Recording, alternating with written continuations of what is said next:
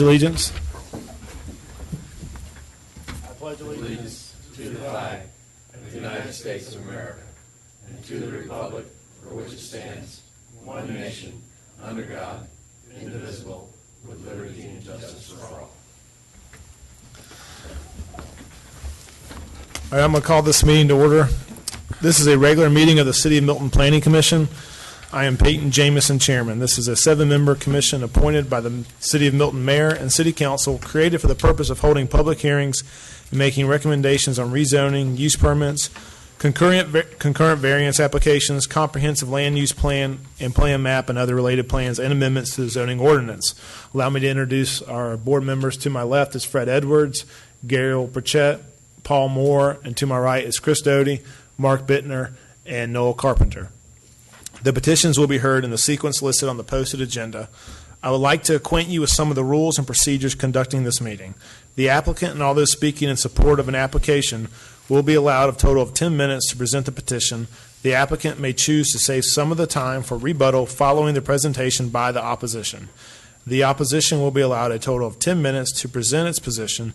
If time remains, the opposition will be allowed to rebut. Since the burden of proof is upon the applicant will be allowed to make closing remarks provided time remains with the allotted time. The staff of the Community Development Department will be keeping track of time and will inform you periodically of the remaining time for your presentation. Each speaker must fill out a speaker card before speaking and leave it with a staff member of the Community Development Department. All speakers will identify themselves by name, address, and organization, if applicable, before beginning their presentation. When an opponent of a rezoning action is made within 2 years, immediately preceding the filing of the rezoning action being opposed, campaign contributions aggregating $250 or more to a local government official of the local government, which will consider the application, it shall be the duty of the opponent to file a disclosure with the governing authority of the respective local government at least 5 days prior to the Planning Commission meeting. A violation of the relevant state statute constitutes a misdemeanor. Therefore, if you have contributed $250 or more to a council member and you have not filed a disclosure prior to the Planning Commission meeting, the city attorney strongly suggests that you have someone else speak for your point of view. Each application has been properly filed with the Department of Community Development. Signs have been posted on each site. The matter has been advertised and notices have been mailed to property owners affected by this zoning as required by the Milton zoning ordinance. The Planning Commission's recommendation will be forwarded to the City of Milton Mayor and City Council for final disposition. The Mayor and City Council hearing will be held approximately 3.5 weeks from this hearing on the third Monday of each month at 6 p.m. in the Council chambers. The Community Development Department has reviewed each application in conjunction with various agencies and departments, both internal and external to the city. Staff's recommendations, findings, and conclusions are here before us in written form, which has been made available to all petitioners and to the public. Demonstration of any sort within the chamber is prohibited, so please refrain from any applause, dialogue with the person speaking, or outbursts. Please turn off all cell phones or place them on silent. All remarks will be addressed by the Planning Commission. Please show the same respect to the person speaking that you will expect to receive yourself. In addition, the applicant shall not submit material to the Planning Commission during the meeting unless requested to do so by the Commission. All material that you wish to be reviewed by the Commission in consideration of your application should be submitted to the staff of the Community Development Department to be included in the normal distribution of packages to the Commission. Finally, to the applicant, if your petition is deferred in accordance with the Milton zoning ordinance, you are required to update or obtain a new sign for reposting. Failure to update or repost will result in further delay. There are no exceptions. At this time, I'm going to call for public comment. That's if you have any public comment that is not on the agenda. Anything you wish to say that's not on the agenda? Yabby? I don't have any cards for that. Okay, I will close public comment. Next is approval of the action minutes. Okay, can I just Sure. have the one set of the regular planning commission meeting, so the other one is for the workshop.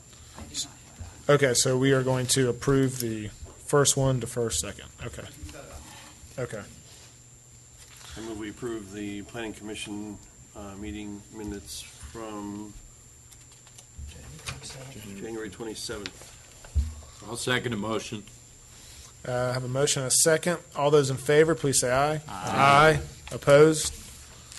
Okay, and then we need to defer the workshop. I'll open it up for a motion. I move we defer the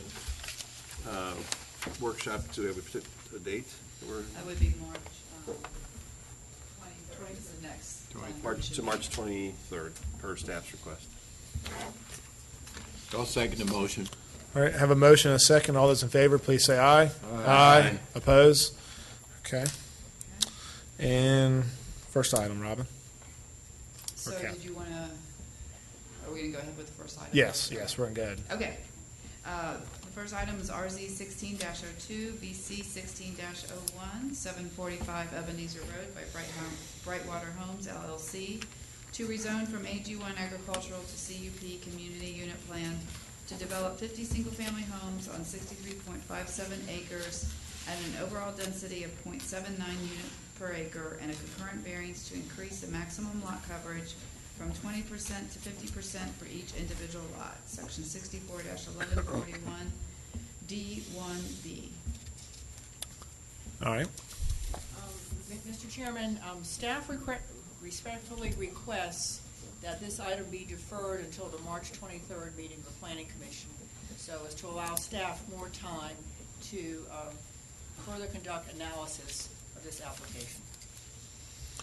Okay. Y'all have any questions on staff before I ask the applicant to come up? Okay. Okay, let me get this. Let me switch up.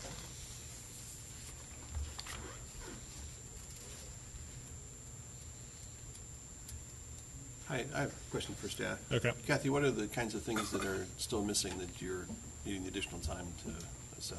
Just further reports on some of the issues that are included within the application. We would just like to do a bit better job, a more insightful job of making a report to you. But it's not, there's nothing materially different that's going to come from the applicant. It's just staff analyzing what is currently before us. That is correct. Okay. That is correct. Thank you. Okay. Where's Robin with the clock? Are you good? Okay. I'm trying to get this out. Oh, okay. It's. So, I have one. That's fine. So the previous report we got from staff and the comments therein, those are being withdrawn or going to be revised and resubmitted to us now? Those are not?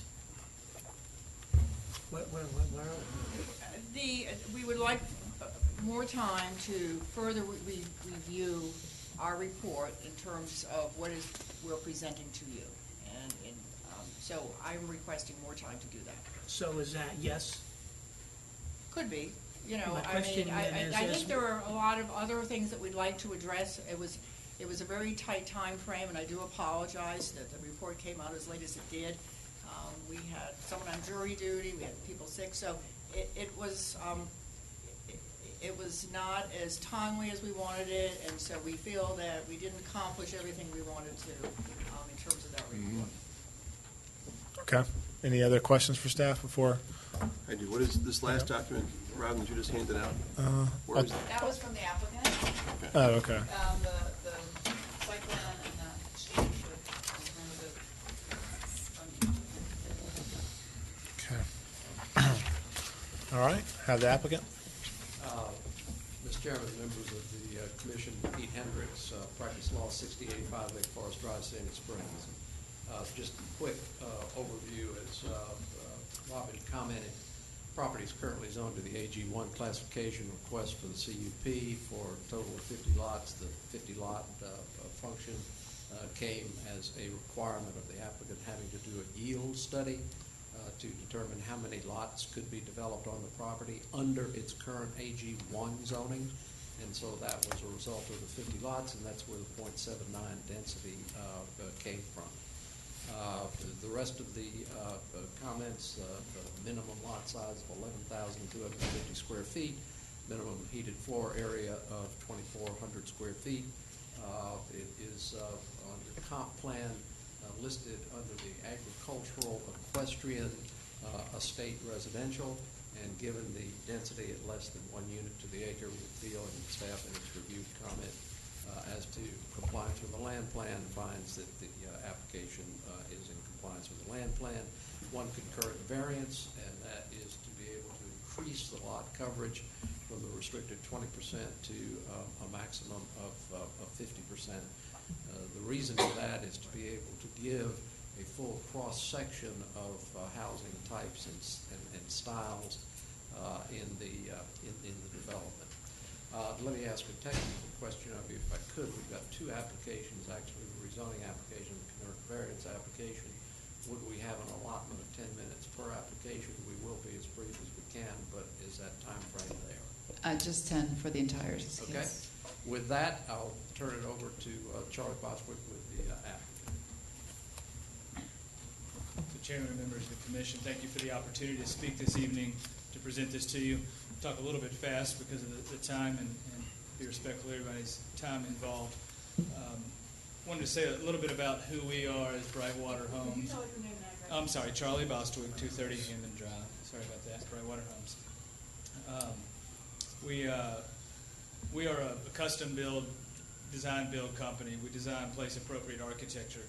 We build homes with true, time-sensitive, place-sensitive architecture. I think those that know what we've done in the city know that what we do is respectful. We're also a sustainable company doing green design, construction, and development, which is what brings us here today, in an interest to be true to who we are and build with better practices. Our average price for who we are is $900,000 overall. We expect to build in this neighborhood from 700s to $1 million. Like I said, we're currently building award-winning farmhouse architecture in Milton. And we also do a lot of work with the Georgia Native Plant Society on all our projects. This particular property is an important piece of property. It's where Celestine Sibley roamed the woods and wrote this story about a place called Sweet Apple. There's amazing flora and fauna on the property that we'd like to preserve. I want to make it clear that what we're talking about tonight is a change from 50 AG1 lots to 50 CUP lots. It is not an increase in density. There's 1 1/4 acres per lot net. What we're asking for is that rather than having everybody having 1 acre lot to themselves, that we have 35 acres that can be shared among everyone and that every family gets to enjoy with all of the amenities that come with that. But this is not an increase in density.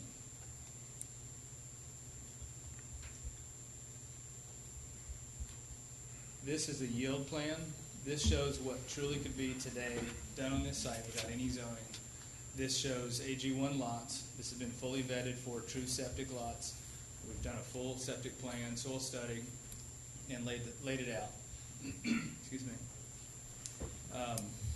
What we have said is this is one way to develop. This takes out a lot of trees. It takes out a very important creek that has a 70-foot drop from the top of the hill down to the creek that would all have to be blasted off on one side and filled on the other. So we said, what can we do to be true to the sustainable developers that we are, and what can we do to preserve the best parts of this land?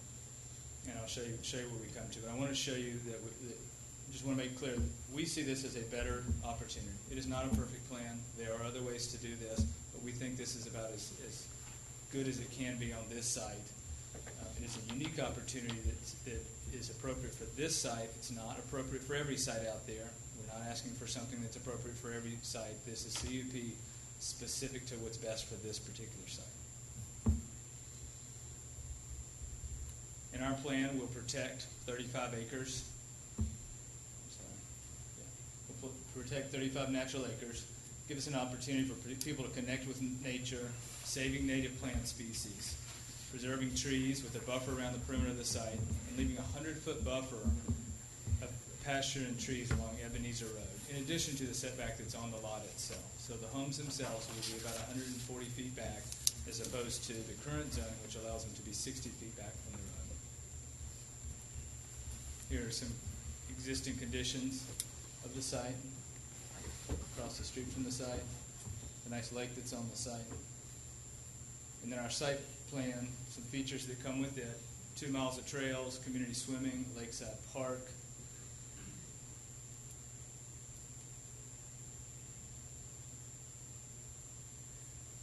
I want to talk about this process. It's been a very collaborative process. We've had multiple meetings with staff. We've had multiple public meetings. We've had a DRB meeting.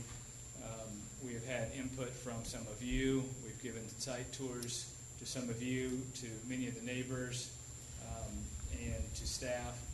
And we have adjusted the plans many times. We started with a plan with 55 lots, as back when we thought the conservation ordinance was going to happen. We said this really is going to be something different than that at this point. This should be density neutral, and crossing that creek just doesn't work because of the, like I said, the natural flora and fauna there, the creek that it's going to be, and the economics. The economics to do a community septic system are about the same cost as what it costs to cross that creek. And so we're able to do this program by not crossing the creek economically. We did this plan, we took input from staff and neighbors. We did another plan, we took input from staff and neighbors, and we got to this plan. So this is where we are today, and this is what our options are, this or the AG1 plan. This, as you can see, saves lots of trees, creates great places for families and kids to roam the woods and enjoy the space. It means the whole community can enjoy the lake, not just the 5 homes that are around it.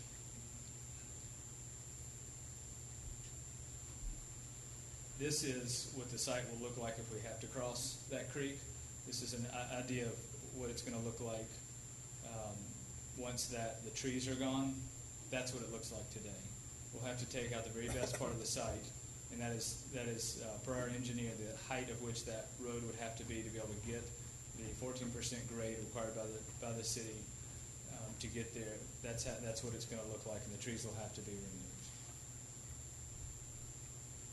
This is some of our architecture, just to give you a flavor of what we want to do here. Again, we want to be in keeping. We love the Milton, the rural style of Milton. These are some homes right here that we built in Milton.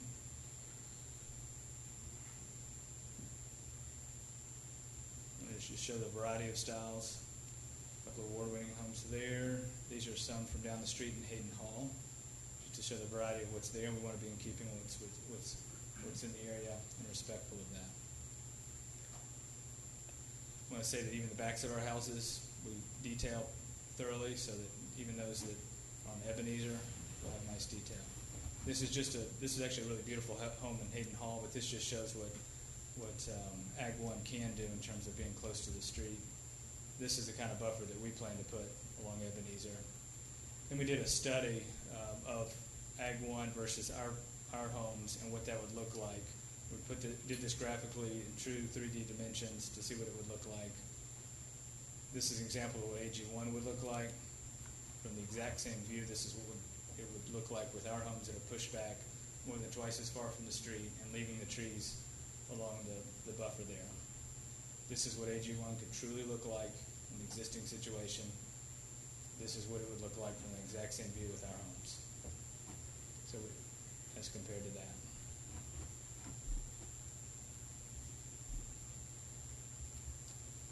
I've suddenly stopped. My clicker has suddenly stopped. Oh, no. I'll keep going for a moment. Will you see it? So we're about, so we're about out of time. Yeah, So it's up to the, We can add okay. Absolutely. 5 more minutes. Okay, I'll try to move fast. Thank you very much for And we that. have one person I have cards in support as well. So. Okay. Okay. As much as we've studied and contemplated the option of crossing the creek, we simply aren't willing to do this. It's not who we are, and we wouldn't be true to ourselves if we didn't. In addition, the economics don't work, as I said. Staff has really given us some great ideas. We've worked with them. We agree with almost all of their comments, and we'd like to accept most of what they've done. I think they've actually improved our plans in a lot of ways, given us some options to have a flexible site. For instance, where we've lined homes up against Ebenezer, I think we can do much better with that with the comments that they've given us. But like I said, there are just a couple of conditions that we don't agree with. What I've handed out to you is taking the staff's comments and just made a couple of minor changes in there to make this work for us. So we've agreed to 11 out of their 13 conditions in there, and just made a couple of minor comments.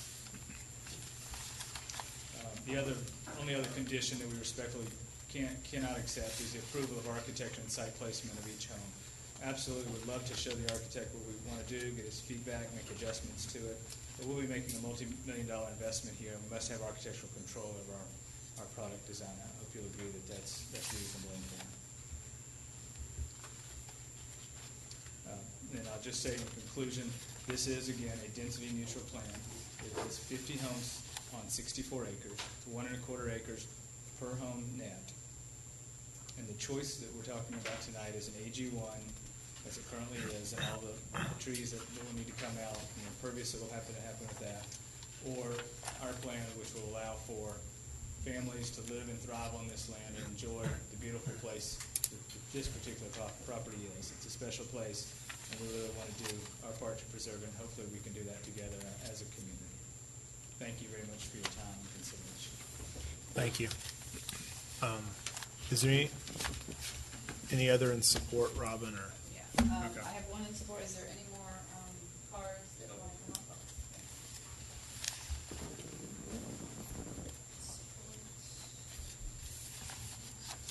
Okay, yeah, we actually now have three other people who are in support. So, first one is Bernard Wolf.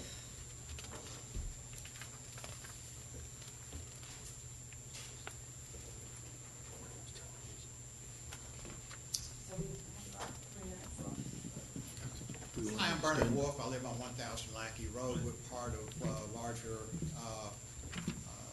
community that we have planned out called Lacapani. We have about 113 acres. Lacapani constitutes over 200, we're probably the largest land assemblage in Milton. I want to say I support what Brightwater has done. They have basically grasped all of the concepts that have been presented to Milton by people such as Randall Laurent and other people. They're using short roads that are not through roads, which give you safety for your family. Kids can ride their bikes there. You don't have through traffic. And the other thing is it does discourage the home invasions and other crime that we have now. It also is efficient for utilities. It's very good for things that we've studied about environmental related things, geothermal, solar arrays. The community sewer system is very well oriented toward that. Quality of life, it does provide what we hear a lot of people talk about, and that's walkaway homes. These homes are in a village. They're not scattered around this. He's leaving this whole area, which is a natural woods, and your children can play in that. It's unique in this area, just like you're up in the North Georgia mountains. With natural features, you need to walk it to see it. Probably you all have. It's also what people want now. Everyone's saying we want to be able to downsize on a smaller lot, have a place we can walk in the evening when the day is over and get refreshed. This allows that. It's also a pattern for the future development of Milton. I'm concerned, like everyone is, we're losing Milton. We've got to do this the right way, and the right way to do that is minimum size lots, house together, grouped in a village where people can look out and make sure everyone's taken care of. Views out of the rear of your house is the woods, trails to walk around, and maximum natural features to enjoy. The other thing I might mention is the value of the houses typically in a development like this have a value of about 25 to 30%, and also resales faster. I got this information from some of the folks in Milton Green. It's also available online. As landowners, it allows us to get a higher price for our property without increased density. If you can get a bonus on the value and have your homes be different from the others, and development different from the others, you'll be able to sell it quicker, and you'll be able to get a higher absorption rate of your homes, which then means it's lower risk for a developer who wants to buy our property. We also want to leave behind Excuse me, the legacy. 5 minutes have passed. How many more? Yeah, There's two other people, yeah, including Mr. I'll be Wall. finished shortly. 3 more minutes. It leaves a legacy which all of us want to. One thing I want to please ask you all to do is visit Lackawanna. It'll take you maybe 45 minutes to see the whole place, be 2 hours, but I can take you on a 30-minute to 45-minute walk, and you'll see how special and unique this is. Our property borders what is being proposed now. The way they've laid this out, you walk down and you'll think you're in Highlands. It's like picking up a piece of North Georgia mountains, planting them in Roswell and Milton. Please come out, give me a call, I'll take you around, you'll see what we have, you'll see what's to be lost if we don't do this right. Thank you all. Thank you. The next person is William Albertson.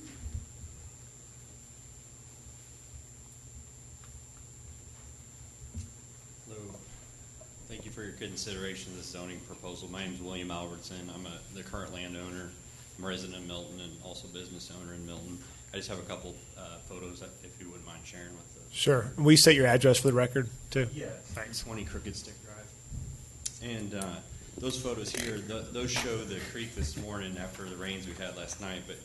But standard AG1 zoning would destroy these resources because, as you saw in the AG1 plan, they would have to cross the creek to net the 1 acre lots. And it would destroy not only this creek, old hardwoods, native plants, and the critters that are down in there. But this CUP zoning allows homes to share septic and cluster homes that preserves that back area. I brought 2 other photos of the area where the homes would be going. And you can see the resources are not the same. It's 2 different, there's 2 different parts to this property. Old undisturbed hardwoods, and then some scrub that's grown up over the last 20 to 30 years. So this placement, this plan, I guess not only preserves these undisturbed areas for future generations of Milton, but also my children won't be, including my Eagle Scout son, he won't be asking me why'd you let them fill in the stream to put a crossing over it and bulldoze the backwoods when there are alternatives. So I certainly appreciate that you all are looking at this as an alternative and not, otherwise I'd be selling it as AG1 land and really doesn't accomplish these objectives of preservation. Brightwater's been a great partner in helping us realize that there is a better way, so thank you for their consideration. Thank you. Okay, the last speaker in support is Walter Recook.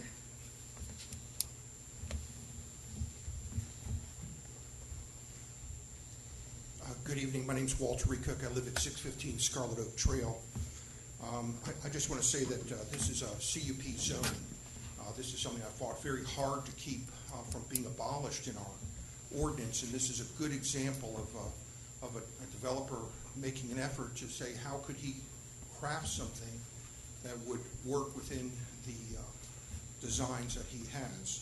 Many of our best communities in Milton are CUP. If you look at White Columns, Crooked Creek, Triple Crown, I'm trying to remember, there's like 15 of them.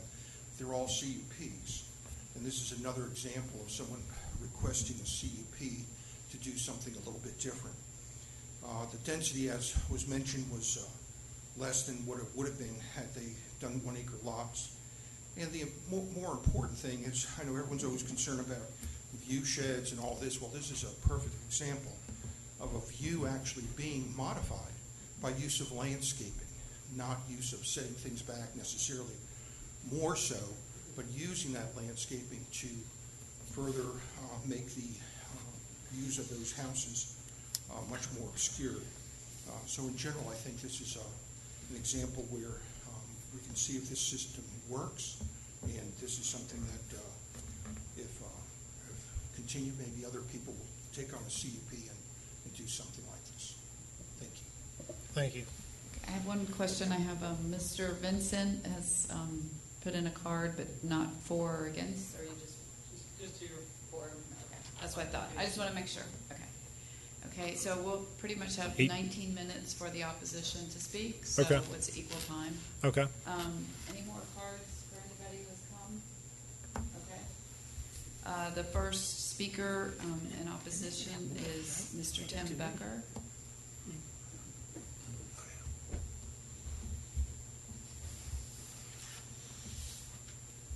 Hi, my name's Tim Becker. I live at 15625 Canterbury Chase in Milton, and wanted to say that I strongly oppose the rezoning and variance for the Ebenezer tract, and have several reasons for opposition. First, less than 3 months ago, the CSO was soundly rejected by Milton citizens. The rejection was ratified by a 7-0 vote by the City Council. In a span of only 2 weeks, 837 Milton citizens signed a petition against the CSO. Milton citizens do not want higher density in areas zoned AG1. Milton citizens do not want packaged sewer systems, period. So why is this issue again being raised? It's baffling to me. Second, conservation subdivisions in the Atlanta area, with some exceptions, have pretty much proven to be scams. I've spent hundreds of hours researching and studying conservation subdivisions in the local areas. Many of our localities have conservation subdivision ordinances. I would invite anybody standing up there in the audience to visit Woodview. It's about a 30-minute drive from here. It's in Woodstock. It's on the east side of Woodstock. It's a conservation subdivision. And if you think that that's better than an AG1 subdivision, I'd be very surprised. And the specifications that I saw for this particular subdivision on Ebenezer Drive or Road are very similar to the Woodview specs. And Woodview is typical of conservation subdivisions that litter the Atlanta area. And I would encourage you to go into the sales office. The people that are in the sales office, they don't even know that it's a conservation subdivision. They're not even familiar with the term. That particular subdivision is not even selling the conservation aspect of it. So it's not mentioned in their literature or otherwise promoted. So the conservation angle is used in Woodstock, and it's used all over the Atlanta area to really just get approval in a lot of cases. And it's really a cynical attempt by developers in many cases just to maximize their profits. And I think Milton's no exception. Third, as Ms. McDonald has confirmed, the CUP has never been used to increase the density of homes under AG1.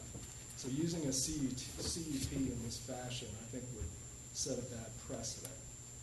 Fourth, any time that Milton considers rezoning or granting a variance, there needs to be a clear and compelling public interest that is explained to citizens. And no such public interest is provided, at least so far, in staff's recommendations. And lastly, I wanted to point out that Brightwater's plan seems intentionally vague or silent on a number of issues. For example, how much buildable land is actually conserved? Randall Arendt was mentioned. He's the guru of conservation subdivision, and he contends that the purpose of conservation subdivisions is to conserve buildable land, the absolute minimum being 35% of a tract's buildable, not total acreage. To quote Arendt, the whole purpose of conservation design is to conserve that which would not already be set aside as unbuildable. However, Brightwater has conveniently included unbuildable land as open space. This includes wetlands, a community swimming pool, and it seems like septic leaching fields also. I'm also highly skeptical that the Ebenezer property would support 50 homes under AG1.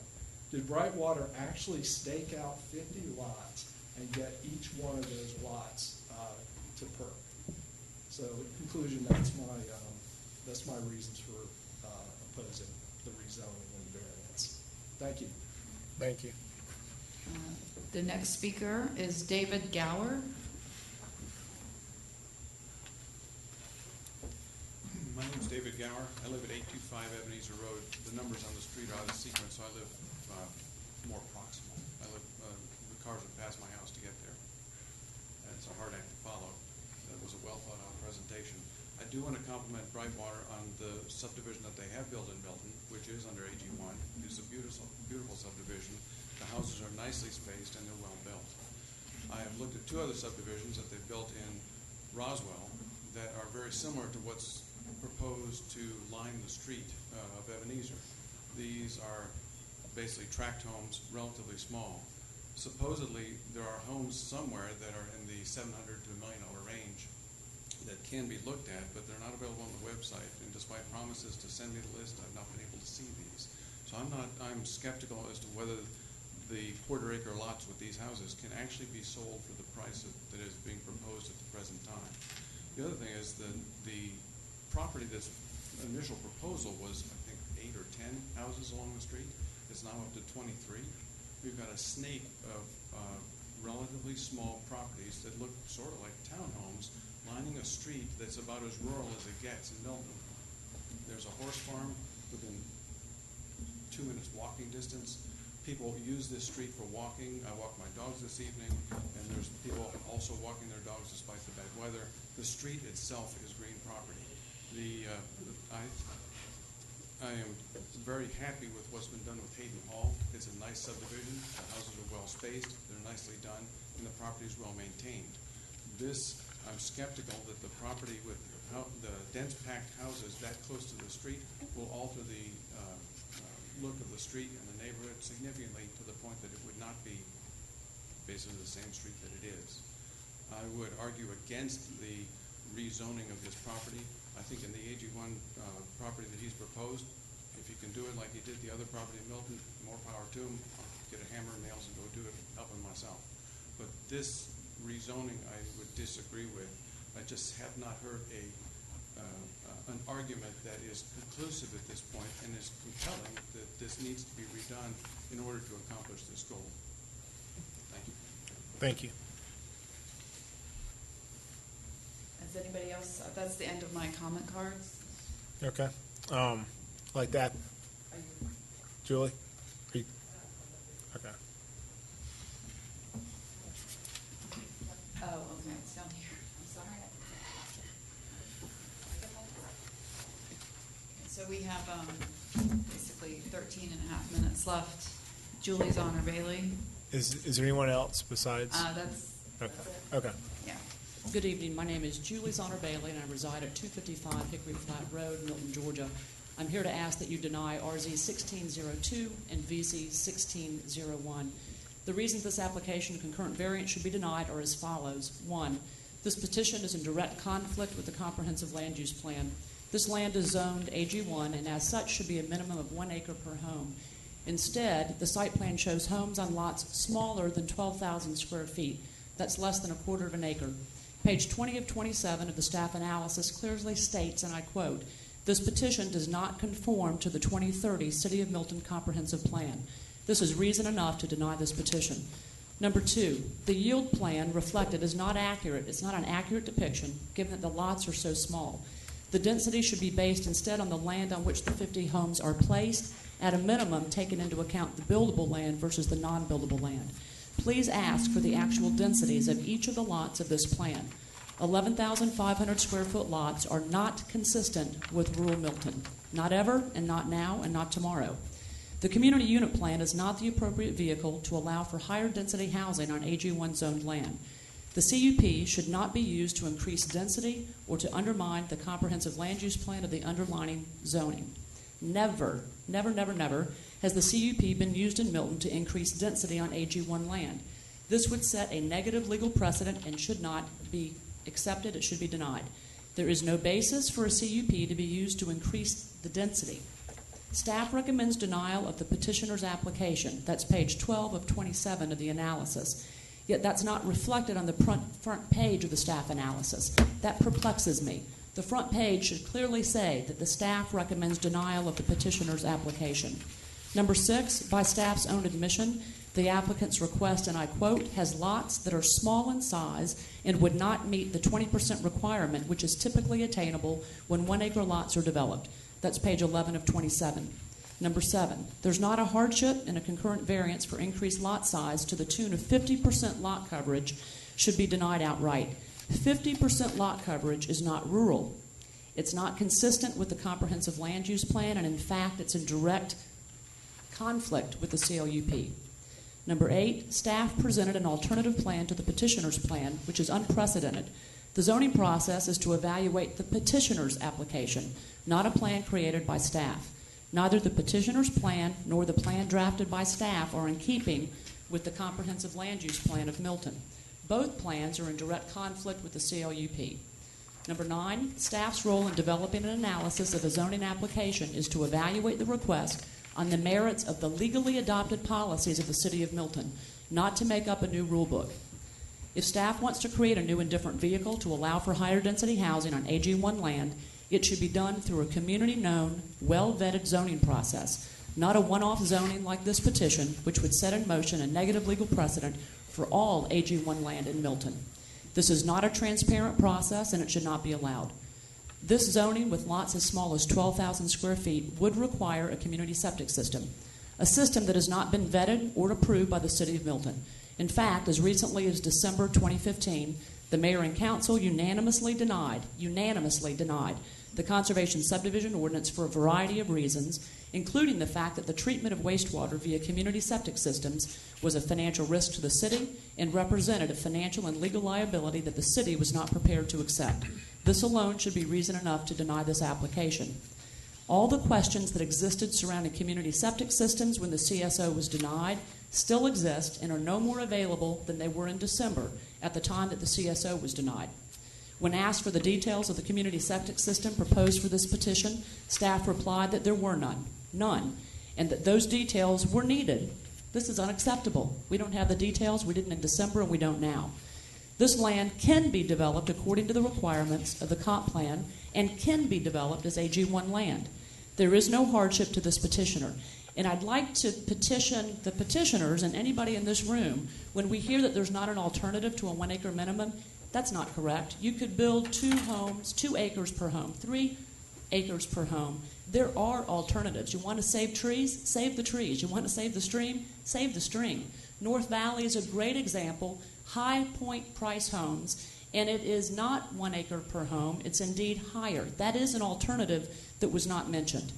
This petitioner does not own his land. The contract to own is predicated on the petitioner getting the land rezoned from AG1 to higher density. We heard cluster homes. These are cluster homes. The concurrent variance asking for the 50% lot coverage versus the required 20% is yet another example of how outrageous this request is for AG1 zoned land. There is no hardship with this land, and it would require a CUP or a change of the underlying zoning. The petitioner simply does not want to expend the monies necessary to cross the stream appropriately to access the other land that would allow for consistent application of the laws. Similarly, the applicant doesn't want to protect the land by allowing more acreage per home. That is an alternative. There are too many unknowns with this plan, including how much specific land is comprised of the lake, how much is wetlands, what specimen trees exist, will they be saved, how would that impact the layout, what would be the actual elevations of the homes, what would they look like, how would the community septic system be maintained, who would maintain it, who would be the trustee, what happens if the system fails, who bears that financial liability, does the city want the liability, do taxpayers want the liability? We've said over and over as citizens, we do not want to bear the financial liability of a failed community septic system. The plan supported by staff is not the petitioner's plan at all. The Planning Commission should be evaluating the petitioner's plan, not a substitute plan that was created by a third party. The staff does not support the petitioner's plan. The document you have before you says so. The staff recommends denial of the petitioner's plan. This is an end around for the Conservation Subdivision Ordinance, which was denied outright 7-0 by the Planning Commission and 7-0 by the Mayor and Council in December of 2015. This is inappropriate and it should be denied. And I will restate for the record, there are alternatives to conserve the land that the owner and that the petitioner have talked about. It simply means that perhaps you can't put as many homes on this acreage. If you want to protect it, you can. Just build it according to what the land allows, and that doesn't mean more density. Thank you, and I appreciate your time. And I'd like to reserve any time for rebuttal based on any additional commentary that comes forward. Thank you. I didn't know if you wanted to allow the applicant some time Yes. for rebuttal. Okay, absolutely. If they have some issues. Yeah. Let's do 5 minutes. Thank you very much. I just want to reiterate what the facts are as opposed to the interesting math going on here. 50% coverage of our lots equals about 5,000 square foot per lot of coverage. 20% of coverage of 1 acre lots equals about 8,000 square foot of coverage. Overall, our plan will cover less ground and have less impervious than the existing AG1. I want to explain on the septic details. We've explained to the neighbors about septic details, and you'll notice that there's not one immediate neighbor that has a problem that has spoken tonight. Not saying that there isn't one that has it, but we've spoken to many, and we've had public meetings and explained it to them. And those that have wells nearby prefer, adjacent to this property, prefer the community septic. Community systems require a state-level permit as opposed to a local permit. Community systems require monthly monitoring by a state licensed contractor. Monthly monitoring reports are sent to the state for review and given a chance to solve any issue as it happens. That doesn't happen with 50 individual systems. It is cleaner water being put into the leach field than is with individual systems. Individual systems are not treated. Our system will be treated. And the system that we propose will be installed in forested areas, which is our goal. Our goal is to keep forested areas as opposed to traditional systems, which, as you know, because I know most of us have those, means clearing the trees in that area or putting it in and watching them die later. Again, I'll say again and again, there is no increased density. I don't know why that keeps being said tonight, but there is zero increased density on this property. We have, to clarify the gentleman's question, we very much have done a full plan and marked out 50 different lots and done a full septic plan with a full soils analysis. We spent about $30,000 on this program just to show that it truly can be 50 homes and 50 systems. It absolutely can be that. What we are doing increases the beauty of Ebenezer by having fewer homes visible from the street because they were back and screened by the trees. And we have neighbor support. Yes, we did have one neighbor here tonight that would prefer not to see this, but we've had many neighbors show up to our community meetings saying that they have some concerns about it. They left satisfied, and that's why they're not here tonight, because they have agreed to this, and some of them are very much in favor of this over the other ones, particularly those that immediately border us. They are very much in favor of this. Unfortunately, one of them that would be most impacted is not able to be here tonight. But the neighbors that had concern before aren't here speaking against it tonight because they prefer our plan and have told us so repeatedly. And one other last detail on the two other details. Somebody wanted to understand the types of homes and that sort of thing. These will still be very big homes. These will be 3,600 to 5,000 square foot homes. We can't afford this land and build small homes. We can't afford this land and build homes less than the 700s on here. The next track builder absolutely can buy this land and will buy this land if we don't buy it. And they 3 minutes. And they would, thank you. And they will do the AG1 plan, and they will destroy that creek, and they will destroy the best trees on this land, and they will build homes backing up to the street. There was a plan approved previously for Chatham to build homes, and the homes are right up against the street as opposed to ours. That will happen. But we plan to build for empty nesters. That section, one section up front is meant to be for empty nesters, where people can live on one level and walk out on their backyard on the same level. And people can age in a place that's not an acre or 2 acres to keep up with. They're begging us for smaller lots, and they can pay whatever they need to pay at a high rate. Thank you again for the opportunity to speak tonight. To rebut, I do want to reiterate, we have a contract in place today that does not allow for extension on the contract. If the direction of the commission is leaning towards a deferral, I'd like the opportunity to at least, without putting on the spot any more than we have to, talk to the seller to see if there's a way we can all work together on this. So we definitely request that you approve this. Seeing that we have very little folks that are opposed tonight, and that we have our neighbors in general support for this, and they prefer our plan. Thank you. Thank you. So he used approximately 4 minutes. So, Okay. We'll have 1 minute left for closing remarks. Okay. Any opposition to rebut that?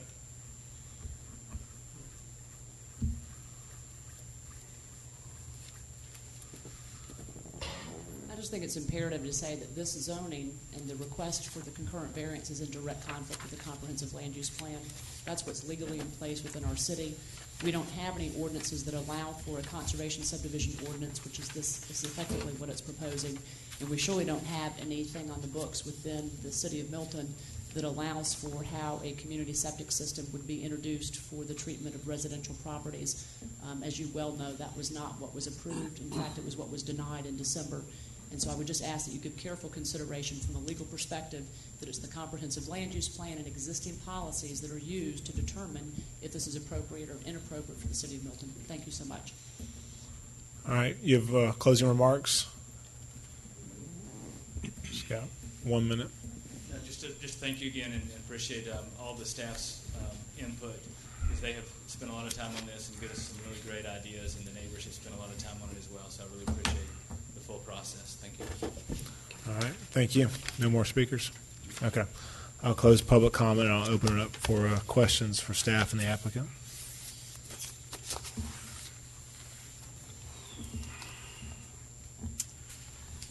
Let's start with. Let me just ask a procedural question here. At what point are we going to decide whether or not we're going to vote on this tonight or whether or not we're going to defer it? Because, follow up here, because if we are going to defer this plan and we're going to do all of this same thing that we're fixing to do right now in a month, then why are we going to do it? That's my question. So when are we going to decide whether or not we're going to hear it, vote on it, or Excuse me, defer it? That's what I want to know. Mr. Carpenter, can you Yes, ma'am. make sure you're not speaking? Thank you. Do I need to repeat that? I'll be happy No, to. I got it. I just want to make sure. I think there would be, I think the applicant doesn't want to defer it, so I think we could at least ask him some questions regarding the plan he has. I think that would be at least be fair. So does anyone have any questions for him or for staff? Yeah, I've got several questions. Okay.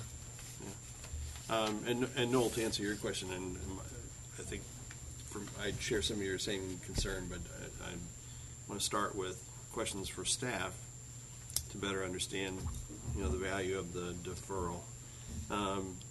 Kathy and Robin, as I heard some of the reference to staff's recommendations already, there are a number of things that are inconsistent with our current policy as adopted by Milton. It's inconsistent with our AG1 land use. It's not consistent with our comprehensive land use plan, and several other key points that were made this evening. I didn't hear anything from the developer tonight that suggests that there's going to be any movement on his part to change any of the plans before us. So with the things that you guys have already suggested are inconsistent with the comprehensive land use plan and inconsistent with AG1 land use, you don't expect any of those things to change, do you, with additional time to make measure of what's before you?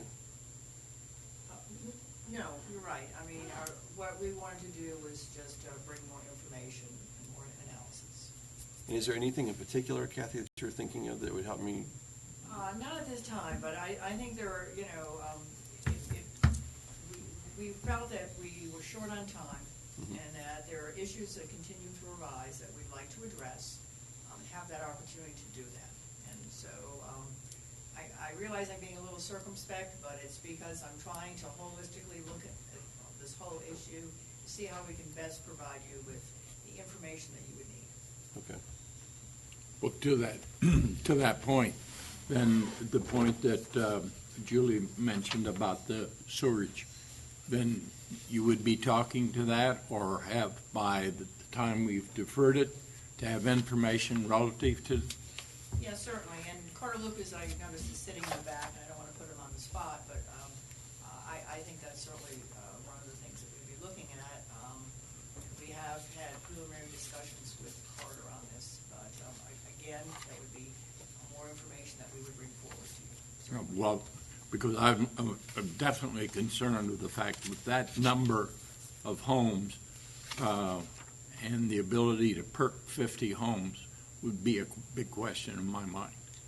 Yes, and so a more in-depth analysis of that is certainly, I think, called for, and that's something that we would work with the applicant as well as with our public Works Director to make sure that happens. And Kathy, this may be one of the questions that you're intending to contemplate, but I'll ask it anyway, is, we, as was pointed out by members of the community this evening, we have already made a clear vote from the Planning Commission and from the mayor and council about how we feel about the previously proposed conservation subdivision ordinance and, the ability to use some of the components of that. One of the significant elements of that was the ability to deal with the wastewater management solution and the community septic package systems. And the fact that we haven't carried anything forward in that, to my knowledge, since those votes, we don't have a city-determined way of managing either the success or the failure of those, either by measure of how they're installed or by measure of bonds or other tools to protect the city from the liability that goes along with that. Is that a correct statement? And those are fair questions, and again, that's certainly something that needs to be addressed in part of the addition of information that we need to bring forward.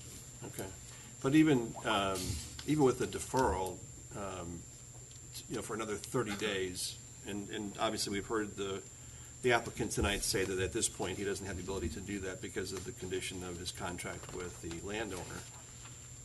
Even if we were to get those 30 days, and there's a lot more that would need to be measured, I would assume, because we basically need to re-engage the community and all the appropriate deciding bodies, including the Planning Commission, Mayor, and Council, on how we would or would not choose to deal with community septic, which has already been voted upon by 2 unanimous votes by Mayor and Council and the Planning Commission. Okay, thank you. I guess that's all for me for the moment. I have more questions, but I'll let somebody else go. Any other questions for staff or the applicant? All right. I know I would just my opinion, I'd like to go ahead and defer it. It gives the applicant some more time to work with staff. They can go through everything. And I think if it works for the applicant and the landowner, if it works, maybe we can get a better product in 30 days. That is my opinion. So are you making a motion or just a recommendation? No, that's just my... Okay, I have more questions before we go. get to a motion. I have some questions for the applicant.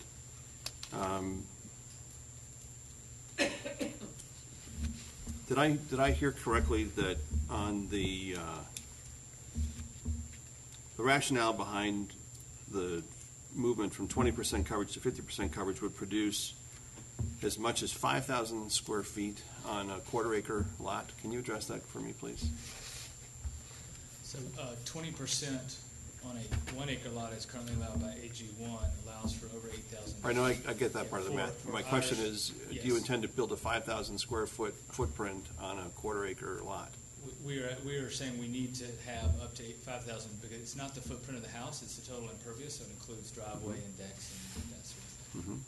But yes, we'll need 5,000 you can't build a 3,800 square foot home that's worth $750 for less than that.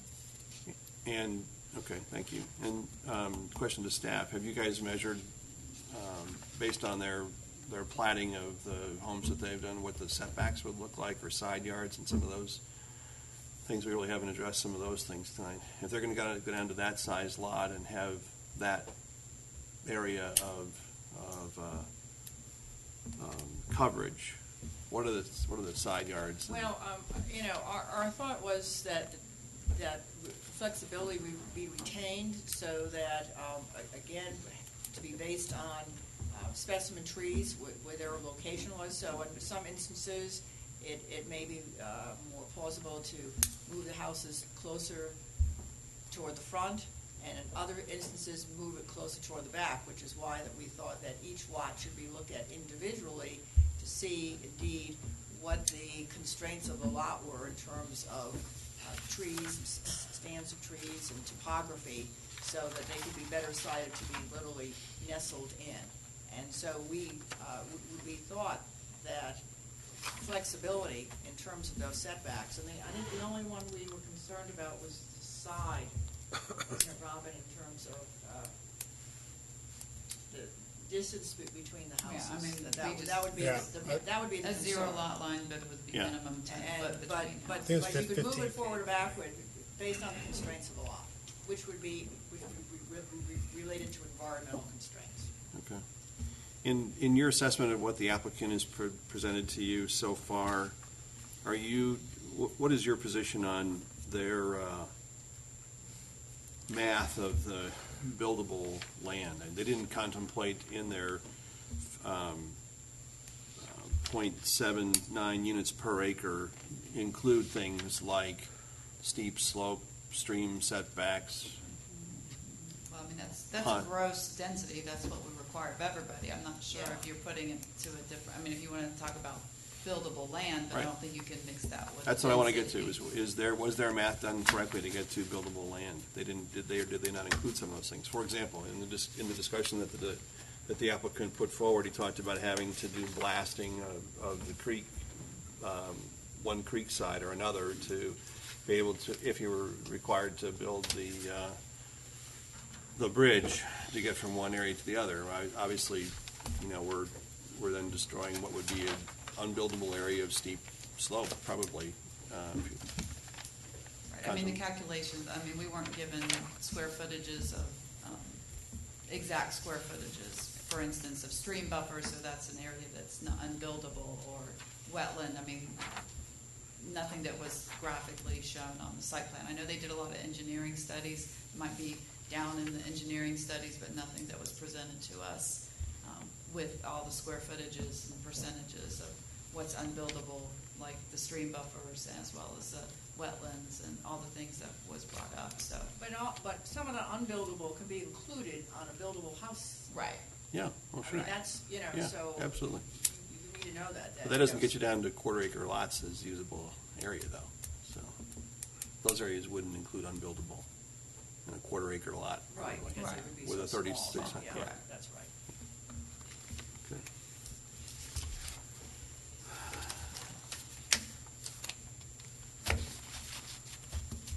Another question for staff. One of the core principles that was shared with us when we became a city, when we're measuring applications for something other than is currently stated in our ordinances or in our overlays or in our application of a particular land use or another, is whether or not there's a demonstrated hardship. Do you feel like the applicant has demonstrated a hardship to be asking for some of these variations to go from a AG1 use to a CUP? I think the applicant should speak for himself, but I guess from our perspective, we looked at it in terms of the fact that a lot of the environmentally sensitive land was being saved, and that was the feasible. But that's a different question. And, but you do have a lot of topo issues. We did walk the site, and so there's a significant amount of topo, and again, if you really wanted to develop the site properly, that would be certainly a hardship. And you do have the stream through there. So there are some. What would be the hardship? The topography? I would say certainly that the topography would contribute to that hardship. Okay. And has the applicant stated that as their hardship? Or is it the fact that they don't want to build a bridge? I think they're two separate issues. Right, it's two Yeah, different I do too. depths, right, yeah. Okay. Another question for staff. The developer this evening said that they are not willing to comply with the Milton conditions for architectural review. How do you guys feel about that? We always support architectural review. We feel it should be a condition of the rezoning, and that's our stated request. Review or control? I just want to clarify that. Review. Because I thought, it was my impression it's architectural control. Y'all have architectural control. Review, we usually, our process is Okay. to work with the applicant, and so that there's a mutual consensus. That's really how we operate. And to be honest, I mean, on his other development, we've actually reviewed some of his houses because of topography issues and height issues. So I think that, he's demonstrated that he does do a good product. I don't think that we're against what he's doing, but I think that's the first thing I've heard of them not supporting. That was the statement that they made this evening as one of the conditions they were not willing to accept. Right. That's news to us, so. Yeah, okay. It was, they said they could accept 9 of the 13 conditions that you guys proposed to them.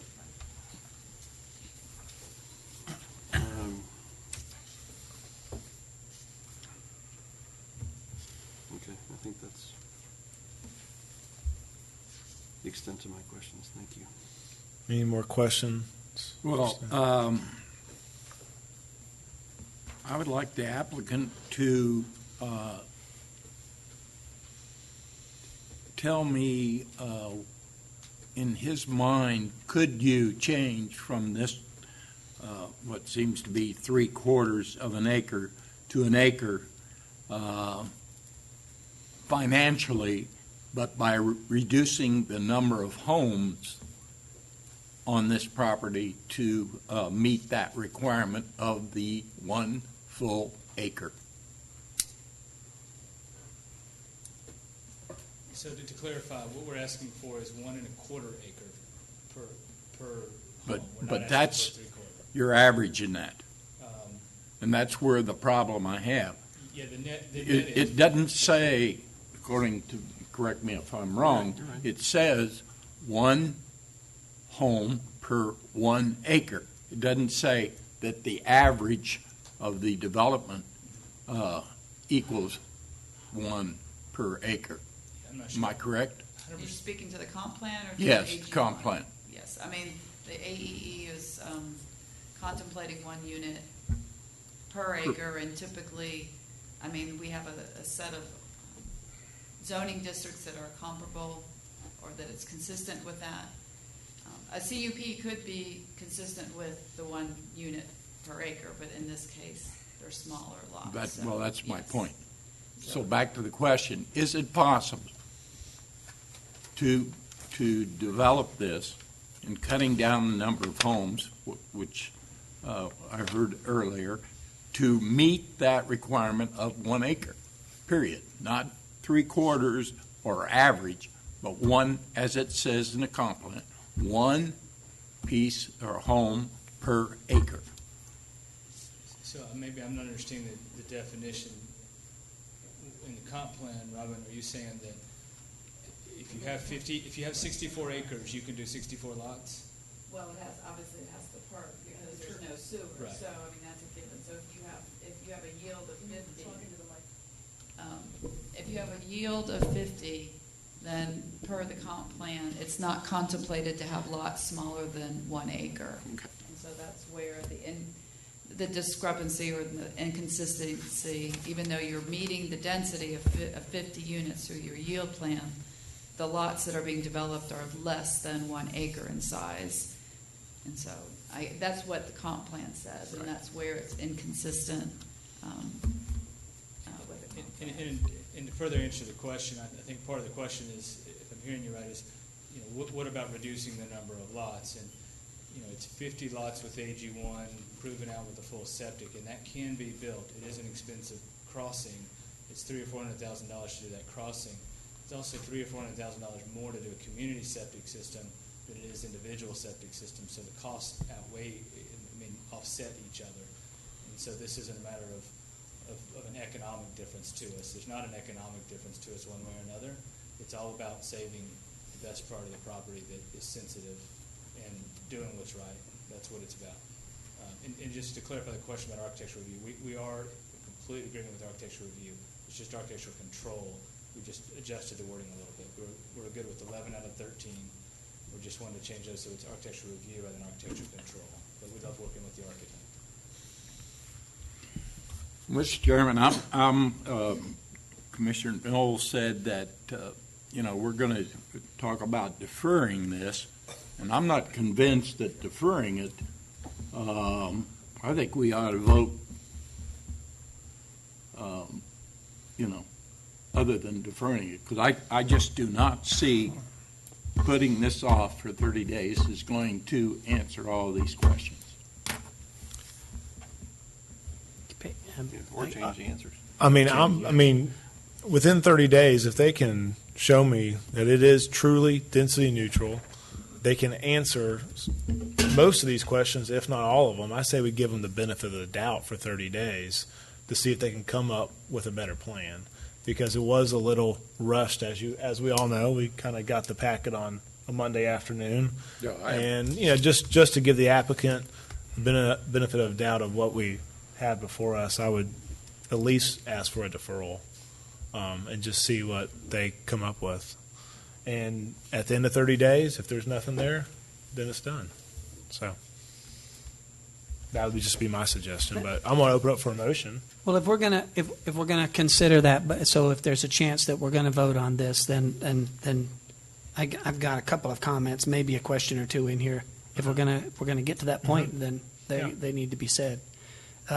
First of all, I think that we many of the people here tonight have come in and brought forth some of the history of this, the conservation subdivision ordinance, and the way that we went through that and examined it.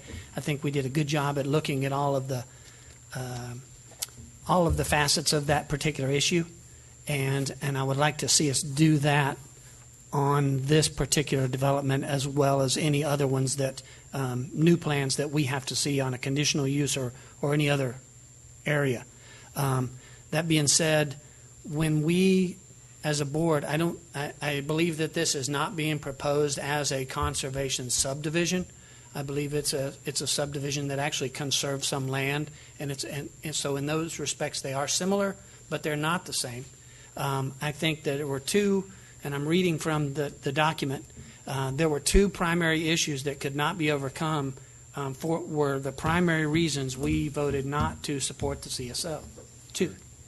They are the issues surrounding utilization of the shared septic systems, particularly with respect to the possibility that the city may become liable for the system in the case of failure at some point in the future. The city was not willing to accept responsibility for it at that point.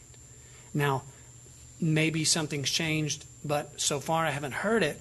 But there's a direct question, which I'll come to there, about who's going to be responsible. Second, the developers could not be compensated for increased development cost or reduced buildable area due to the community's overwhelming resistance to density increases.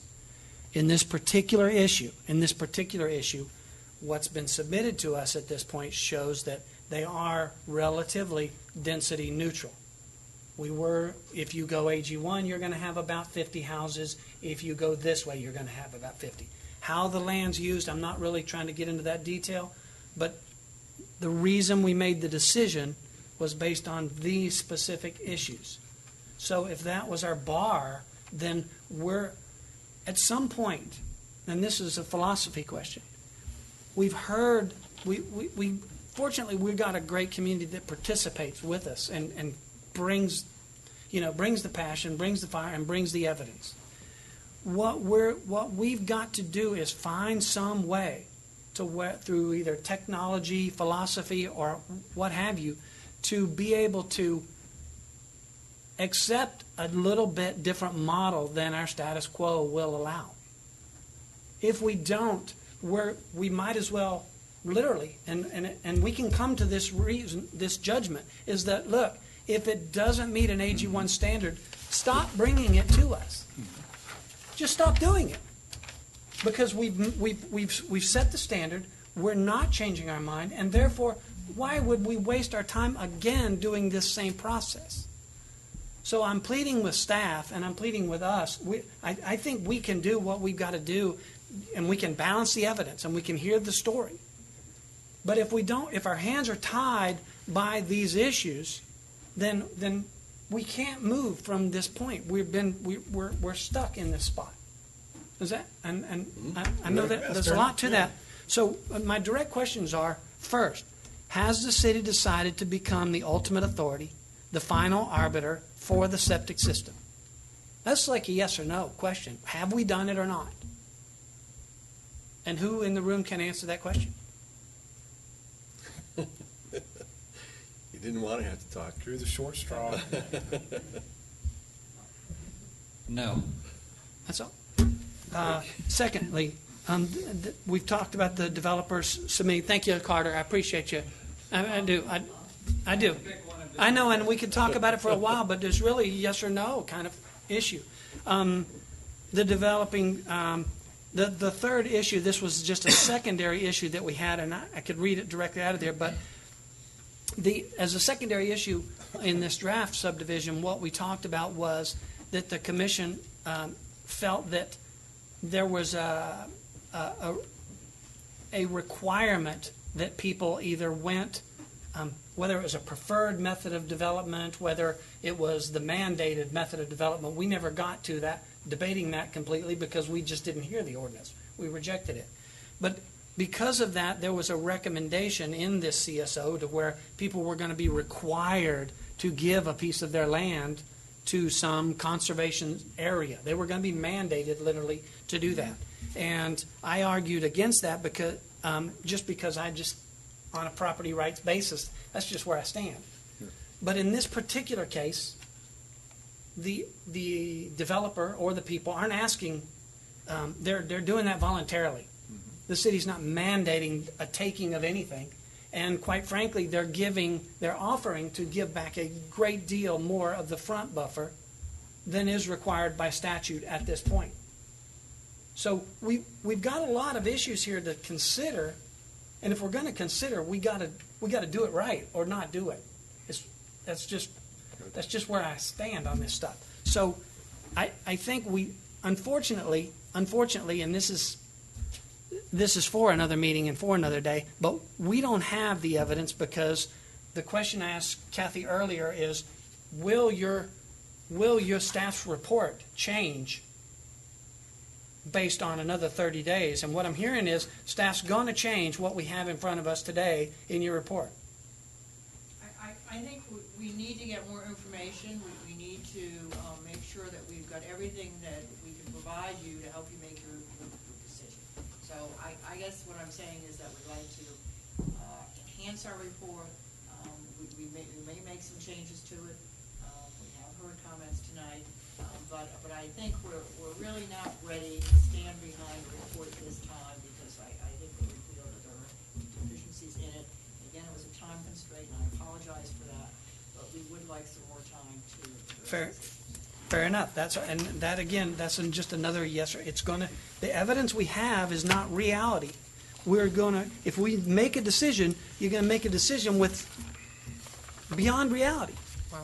Well, the bottom line. All good points. And That's just thank you, Mr. West. Yeah, thank you for offering those for consideration. I think one of the key elements we still don't know is we may very well, in good faith, make a decision to defer tonight to give staff the opportunity to fulfill the,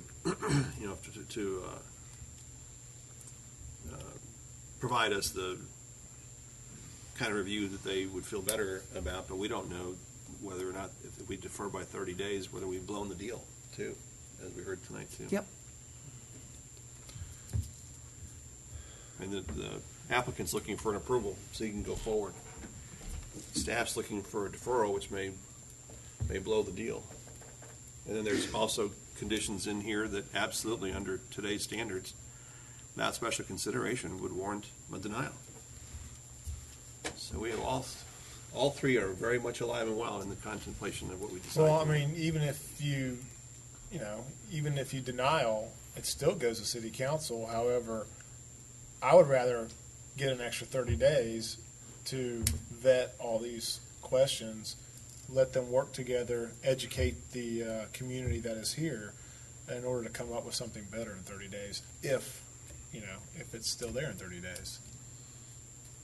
Because staff, and I don't know how this can be done behind the scenes, and we can't. There's no way that you could get. Well, I don't know what the governmental process is, but this issue with the septic authority becoming the final arbiter, I just don't know if that can be settled in 30 days. But it might be able to say, hey, we're working toward acceptance of that, but Still doesn't answer the I question. think that's a council thing. I mean, that's what I mean. yeah. We can't, I think that's council. we just can't rule They'll on it. decide that when it gets to them. Well, that's involved in this deal. Yeah. I mean, it's in the deal. Absolutely.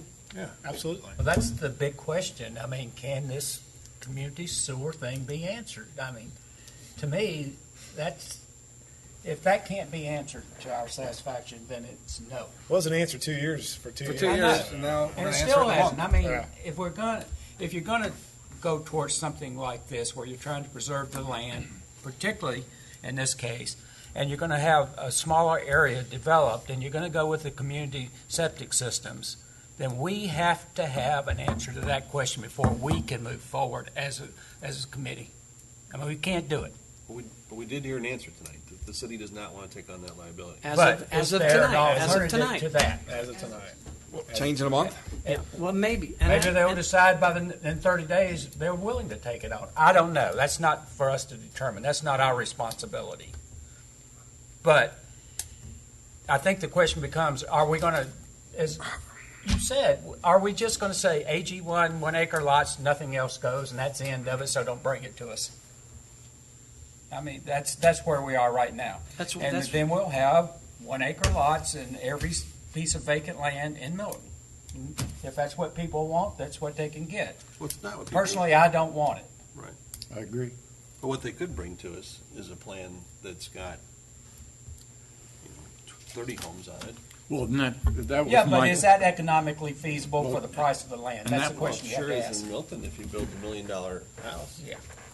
And that was my point, because I said, basically, the layout, the design, I thought was fantastic. I mean, it did all of the things to that point that we asked for.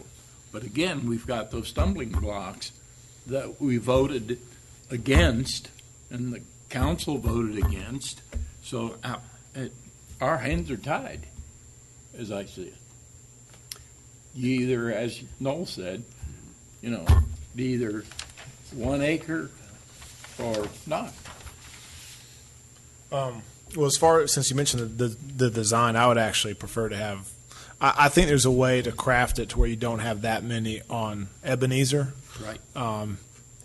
Because if the alternative is AG1, I mean, this whole, I guess, I don't know if it's west or east side, is all going to be homes. And then there's zero buffer on AG1.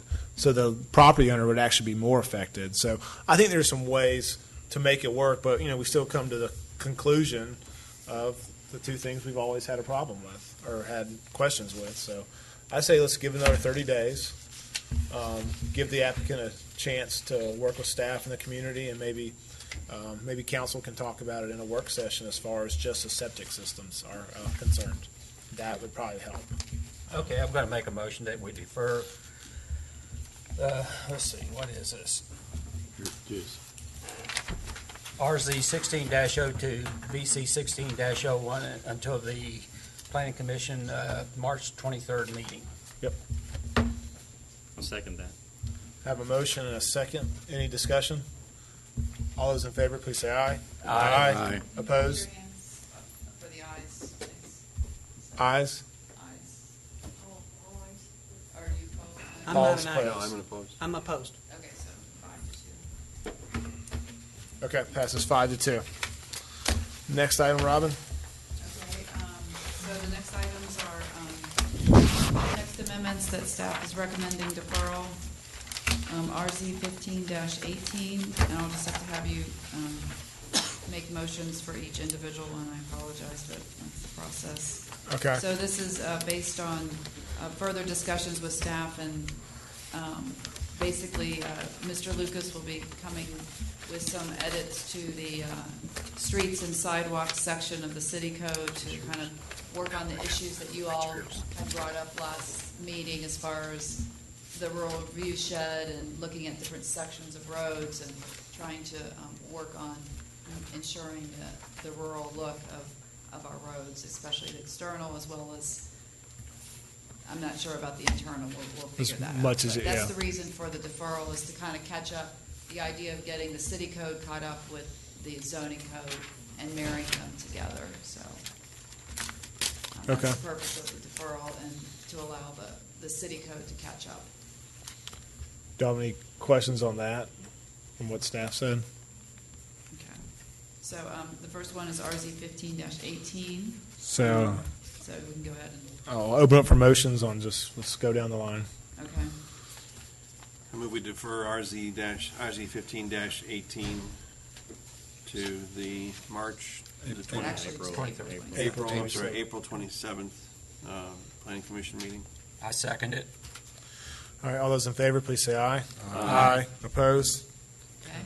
I And the move- next one is RZ 15-19. I move we defer RZ 15-19 to the April 27th Planning Commission meeting. I second it. All those in favor, please say aye. Aye. Opposed? All right. RZ 15-20.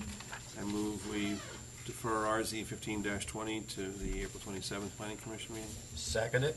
All those in favor, please say aye. Aye. Opposed? Okay, the next item is RZ 15-21.